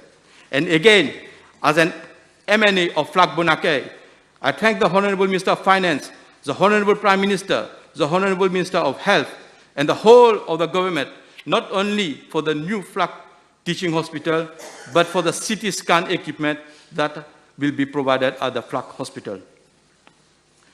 You know, Mr. Speaker, sir, we are government qui paget figure. I listened to Dr. Honorable Omir. I met him outside this house several times, and I know he's a very nice person, just like me and you. But this time I was a bit disappointed. Disappointed, Mr. Speaker, sir. At least he could have seized this opportunity to thank the Minister of Health for saving the life of his leader. When his leader needed health assistance, it was the same Minister of Health who he has been criticizing today, came forward to help him, and today the leader of the Labour Party is enjoying a good health. Thanks to this government, thanks to our Prime Minister, thanks to the Minister of Health. Mr. Speaker, sir, this budget is progressive and brings new hopes and opportunities to our people. This budget brings support to strengthen our economy by bringing more investment, more growth, and more jobs. Everyone should have a safe and affordable place to call a home. In the past, it was increasingly out of reach of Mauritians to afford a roof. This government understands that increasing our housing supply will make our country more competitive. Concerning housing, Mr. Speaker, sir, there is a tendency to think only of the 12,000 houses that this government has announced and will stick to the commitment. However, what the population must also understand that apart from these 12,000 houses, the government is using several other mechanisms according to the social status to allow Mauritians to become owner of a house, like the grant to cost a slab. Houses constructed by the NSDC from the year 2015 amounts to 1,397. 1,596 houses of 50 square meters were also constructed by the NSDC since the year 2015. There are 1,623 other houses under construction and some 1,565 in the pipeline. And all these houses will be given to adults, not to kids. Interdit aux mineurs. Measures for individual buying a house, apartment, or land to construct his residence in the financial year 2021-2022 will continue to benefit from a refund of 5% of the cost of the property to a maximum of 500,000.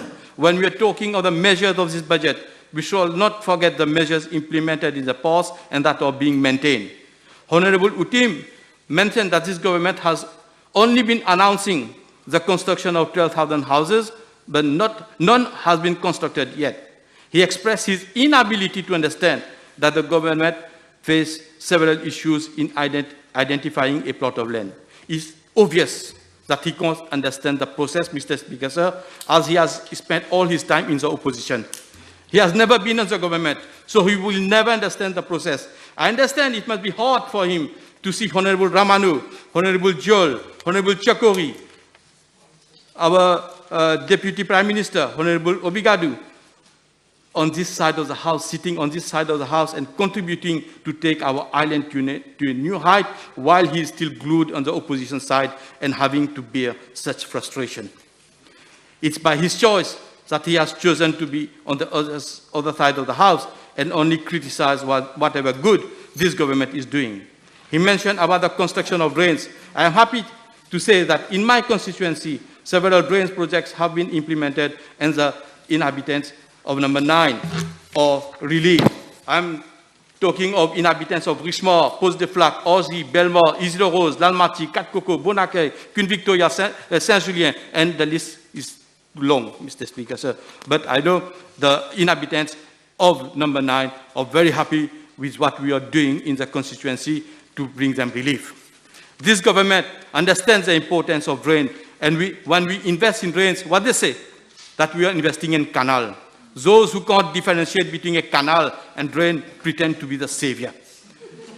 Listening to the speech of Honorable Utim, I had the impression the Honorable Minister of Finance had to announce measures that they wanted on several occasions.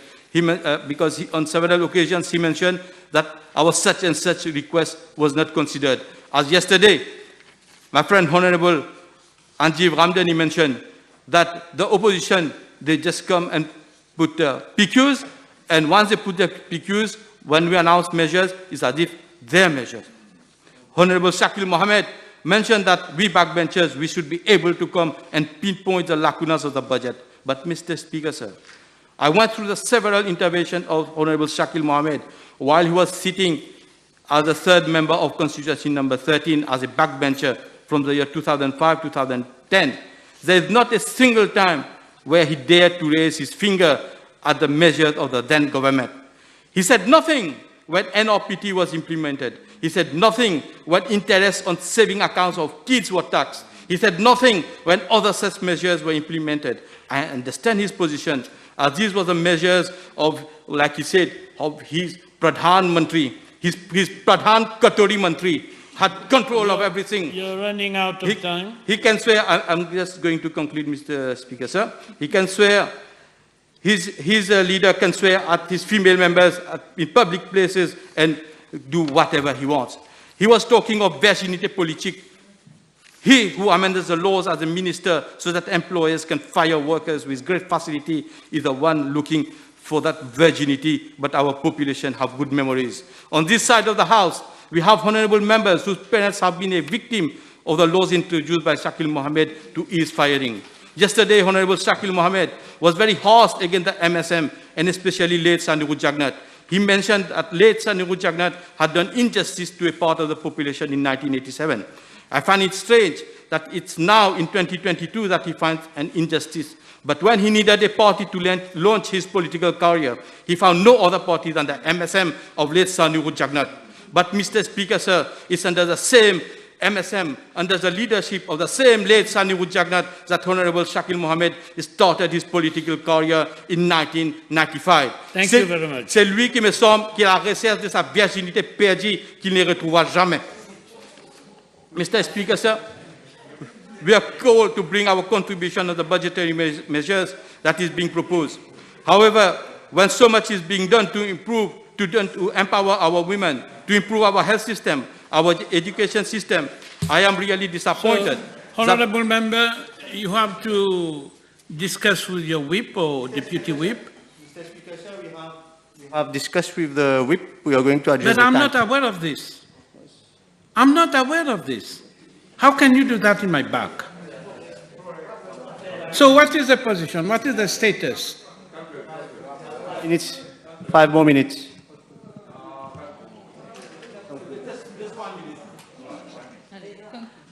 The honorable members of the Labour Party should learn to appreciate the work that is being done by this government, while their leader is known for showing disrespect to women. Yesterday, when I listened to the intervention of Honorable Ankchil, it was just a personal attack on Honorable Minister Kunjusa.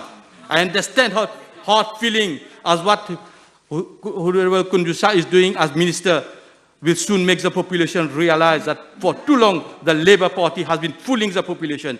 She dared to claim the resignation of the Honorable Minister Kunjusa. Honorable Minister Kunjusa, let me remind you, Honorable Member, is an elected member of the constituency number 9, whereas you, vous êtes un candidat repêché. Vous êtes un candidat repêché. Try to get elected first, and then you claim resignation. What are you doing? So what? One member is debating and you just interrupt him? So what? It is this government that is coming with measures to promote gender equality, enhance women empowerment, and ensure child protection. Instead of having personal attacks on the Honorable Minister, she should rather have frequent visits in the constituency, and she will find the bridges, the drains, the roads, and the other projects that are being implemented, and some which have already been completed, instead of lamenting that there is no project which is being implemented in constituency number 16. Mr. Speaker, sir, as a caring government, we will do all possible to improve the life of our people. I thank the population for their trust in us. Long live Mauritius. Thank you.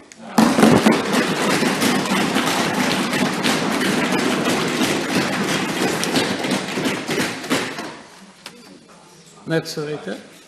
Thank you, Mr. Speaker, sir. Mr. Speaker, sir, listening to the reaction of members of the majority in this House, and to some extent, part of public opinion, this budget is marketed as a social budget that is going to alleviate the burdens of the Mauritian population. Fair enough. Better a little thing than nothing. But, Mr. Speaker, sir, let us not forget that since a very long time, we members of the opposition have been constantly drawing the attention of government on the sufferings of the population, especially because of the increases in commodities prices. And we have been requesting for assistance to alleviate the burdens the vulnerable groups. We have not been shouting into the wind when we see that the population is receiving a small part of what it deserves.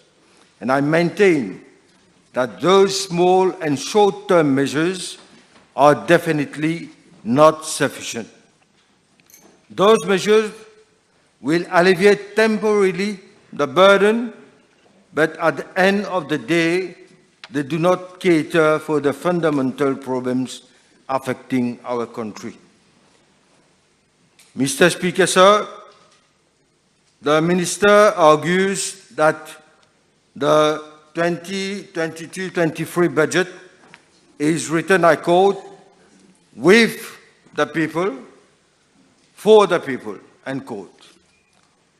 After studying carefully the 2022-2023 budget, we can legitimately conclude that yes, in fact, it is a budget made with the people, that is taking more from the people, driving the people deeper into poverty, saddening more the people, but definitely not for the people. Mr. Speaker, sir, this budget has not proposed the real and fundamental measures to take Mauritius out of the dangerous economic and social predicament in which our country is suffering since those past years. Instead, the minister tried to eyewash the population with piecemeal problems of Mauritian society. Un mal-être grandissant, des augmentations de prix, des commodités de base, une inflation toujours galopante, la corruption généralisée Vous ne mentionnez que ce problème. In fact, what has changed since the last budget before the 7th June 2022? What were the real problems affecting the Mauritian population? Let us briefly look at only 8 of them. First, the rising rate of inflation and an impact on the purchasing power. Second, unemployment. Third, sustainable development. Fourth, corruption, waste and misuse of public funds. Fifth, the death of local government. Sixth, artists, a vulnerable group. And 7, costly but prestigious project. 8, unfairness in education. Mr. Speaker, sir, allow me now to briefly develop each of these points and analyze how 2022-2023 budget has addressed them. First, the rising rate of inflation and its impact on the purchasing power. Since so many years now, the rate of inflation has been constantly on the rise. And every year at budget time, we hear the minister saying that this is going to change. He will be controlling this rise and reduce it even. But it is pursuing silently but surely its perpetual rise tendency.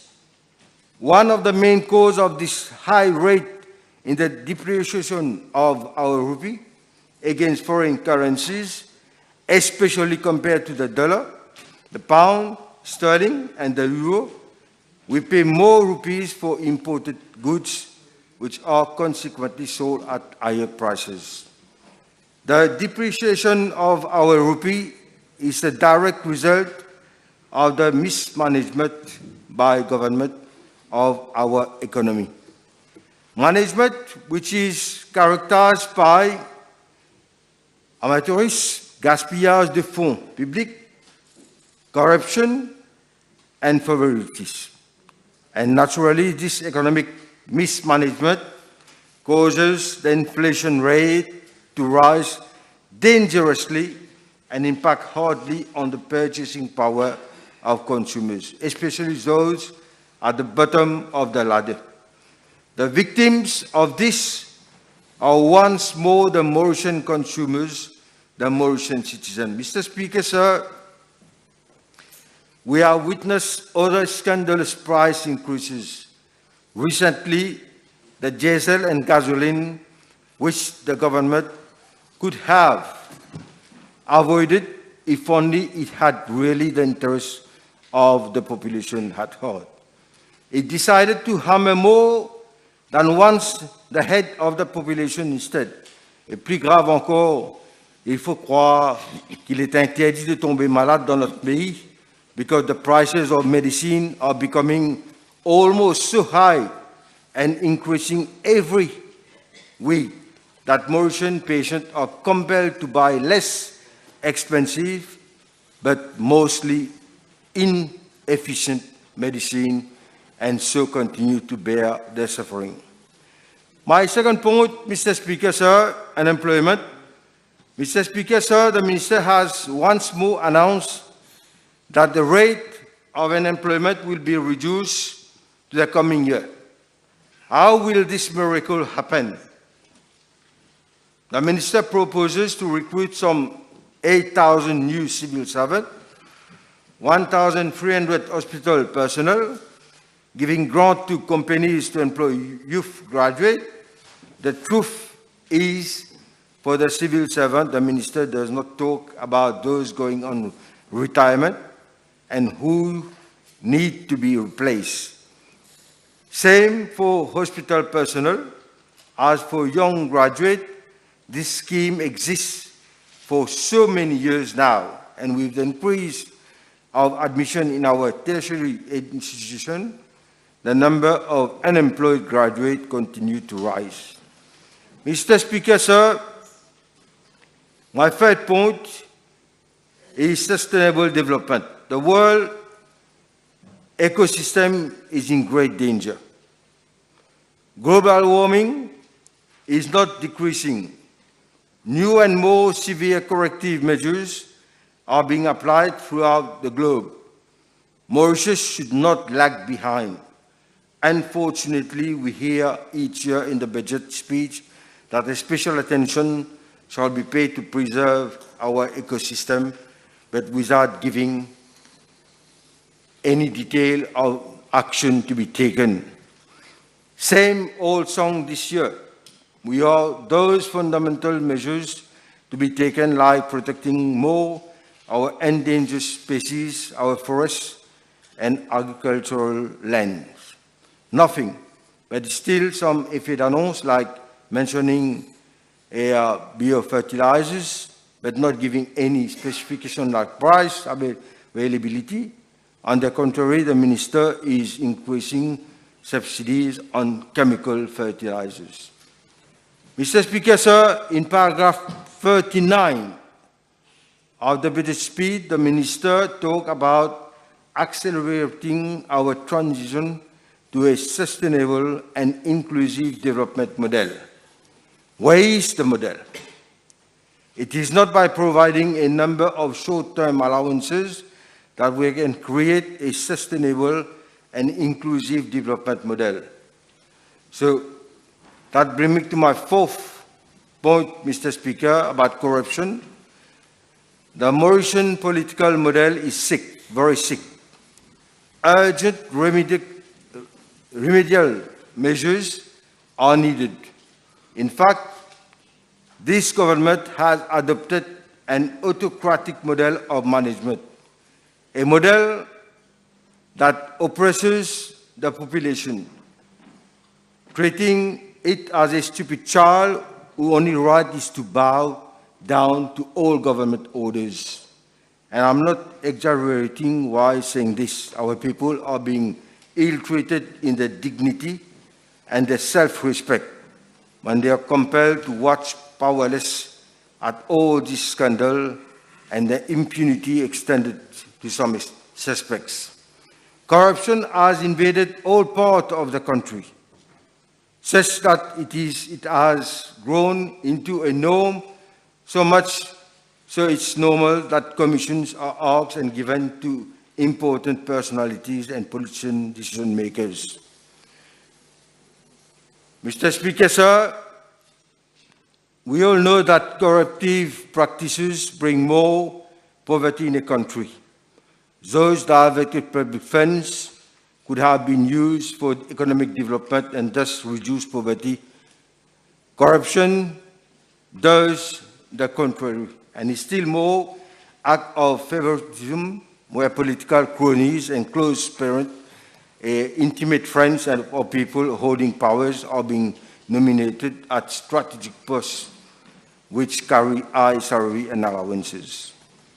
This, of course, goes against the basic principle of meritocracy and transparency. The end result is always bad administration and waste of public funds. In the same vein, Mr. Speaker, sir, the Minister has announced that he is providing 10.9 billion for the police force for upholding law and order. We can request the Minister to see to it that this sum may provide for more personnel, equipment, and other devices to really fight drugs trafficking in the country. We do hear every day arrests of petty dealers, but where are the mafia leaders, the big bosses?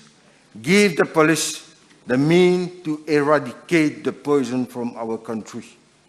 Mr. Speaker, sir, let me here quote American President Joe Biden on corruption. I quote, "Corruption is a cancer that eats away at a citizen's faith in democracy, diminishes the instinct of innovation and creativity," end quote.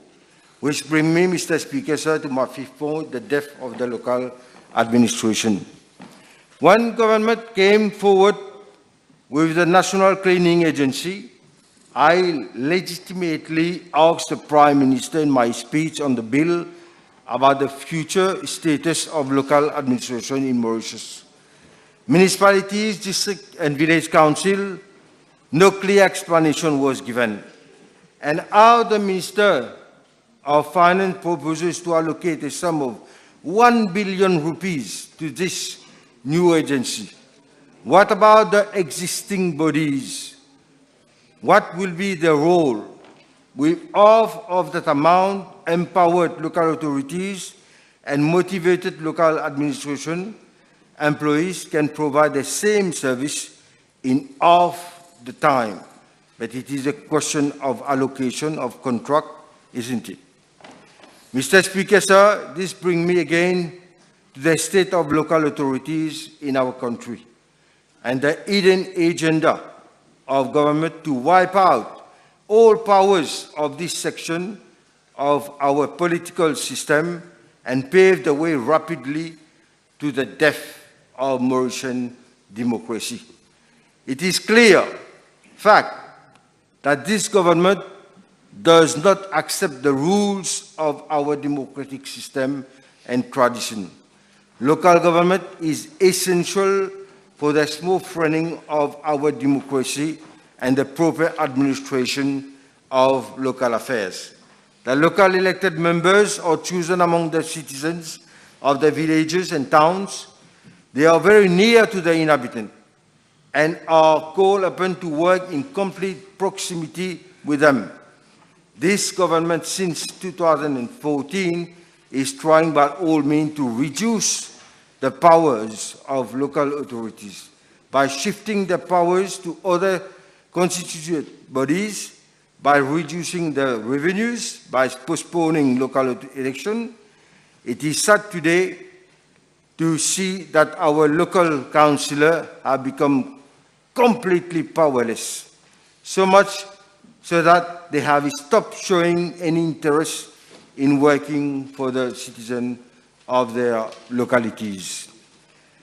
Abolishing the payment of municipal rate might be perceived a good measure for the town dwellers, but at the same time, it increases the dependence on central government funding, which is subject to the whim and caprices of the government of the day. Mr. Speaker, sir, let me take an example what is happening in the municipality of Bouba-Saint-Rosil. The councillors, mainly from government political parties, have cut all links with the citizen of the town. They are cut off from reality, show little and very often no care to the problem affecting the town. The state of the roads is still in a pitiful state, with potholes almost everywhere. Lighting, public pavement, repairs take a very, very long time to be done. Waste is being tolerated in numerous corners of the town. Sport and artistic activities have died.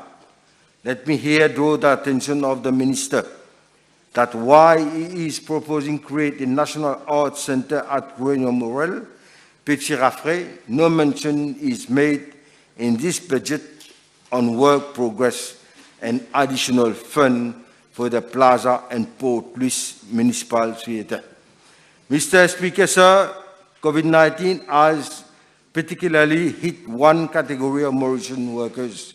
And I come to my sixth point, which deal with our artists. COVID-19 has impacted all Mauritians in all sectors of our economy. State subsidies have been given to support companies and prevent loss of jobs.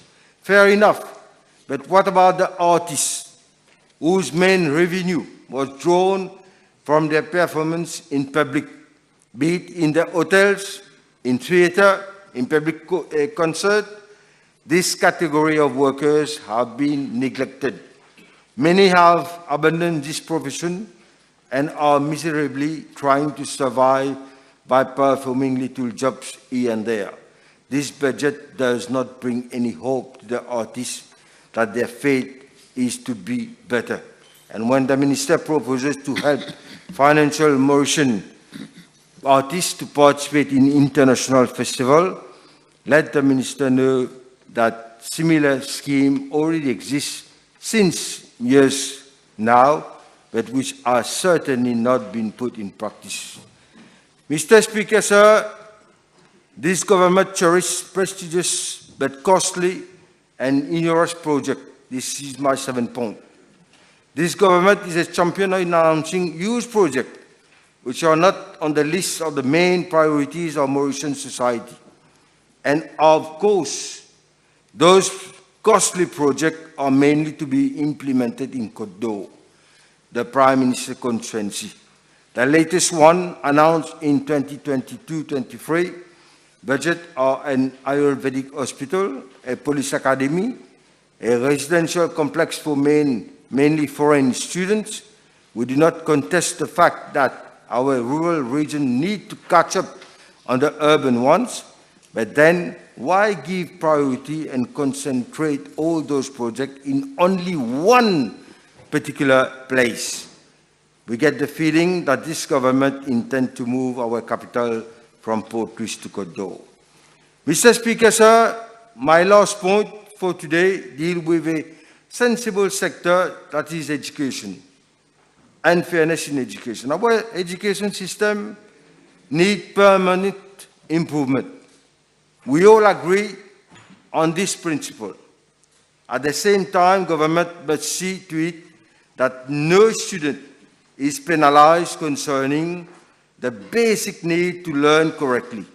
I'm here mentioning the equipment needed by all students who are following online courses.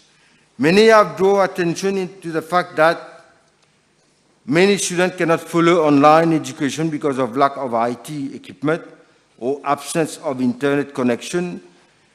College and university students should benefit from a special subsidy or finance grant from the government to purchase IT basic equipment and be provided free access to internet connection. No Mauritian student shall thus be left out of the system. Mr. Speaker, sir, these are the main problems that the nation expected to be addressed in 2022-2023 budget. Unfortunately, this government, whose ambition is to devise by all means proper and improper and undemocratic to retain power at all costs, have only reacted to the people's exasperation by proposing very short-term measures which were long due with the surge in the price of food basket. So government is just giving back to the people what they have lost because mainly of economic mismanagement. Mr. Speaker, sir, we would have expected more explicit measures regarding the fight against inflation and the mitigation measures with regard to the depreciation of the local currency. And here about the reform of non-performing parastatal bodies and also about restoring faith in our institution. But we got old wine in new bottles and rebranding of existing mantras.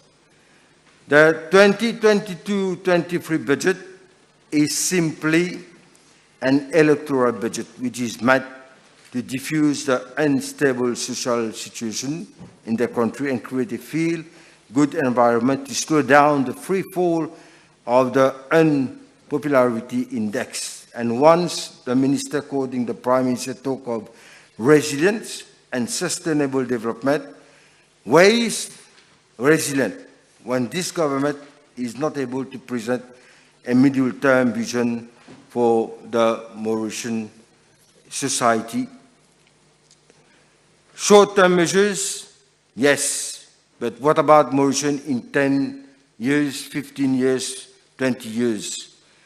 Mr. Speaker, sir, in year 2023, we all, especially the young and citizens that care about our common future, have been awaiting in the context of a new world disorder, international economic recession due to the COVID-19, that our government will be coming forward with bold, modern, and innovative ideas and projects to build a new Mauritius, where it shall be pleasant to live and easy to work. Unfortunately, this budget is another instrument government is using to foster its own personal and private interests. This is the agenda of this government, which has tried and is still trying hard to rule without the people in an authoritarian and despotic mode of government. And I'm not being too alarming while saying this. It has been proven how politicians now use non-violent strategies to reach their despotic goal. Pour conclure, Monsieur le Président, permettez-moi de faire un appel. Tout d'abord, je souhaite que mon intervention ne soit pas mal interprétée, qu'il ne soit pas considéré comme un discours d'opposition. Je me considère comme un député responsable qui fait tout pour respecter ses engagements vis-à-vis de son électorat et défendre scrupuleusement ses droits. J'écoute et j'entends la voix de la population. Comme vous tous, même vous de l'autre côté de la Chambre, et les paroles de désespoir et de souffrance qui s'élèvent tout le temps blessent le patriote que je suis. Vous aussi, Monsieur le Premier ministre, Monsieur le ministre des Finances, Mesdames et Messieurs de la majorité, oui, vous aussi, vous avez un cœur.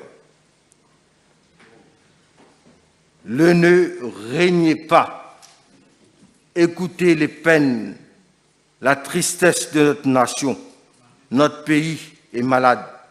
Monsieur le Président, notre devoir ici est d'abord de soigner ses plaies et faire ensuite qu'il ne souffre plus à l'avenir à cause de nous, de nos décisions, nos actions, les mesures politiques et économiques que nous leur imposons.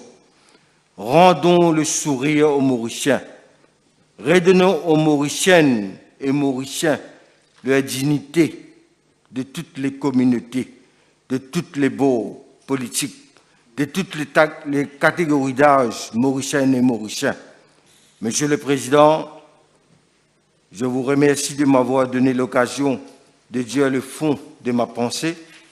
La République de Maurice appartient à toutes ses filles et à tous ses fils.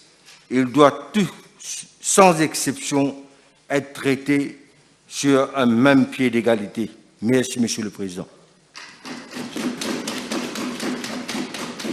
Honourable members, I'll suspend the sitting for half hour.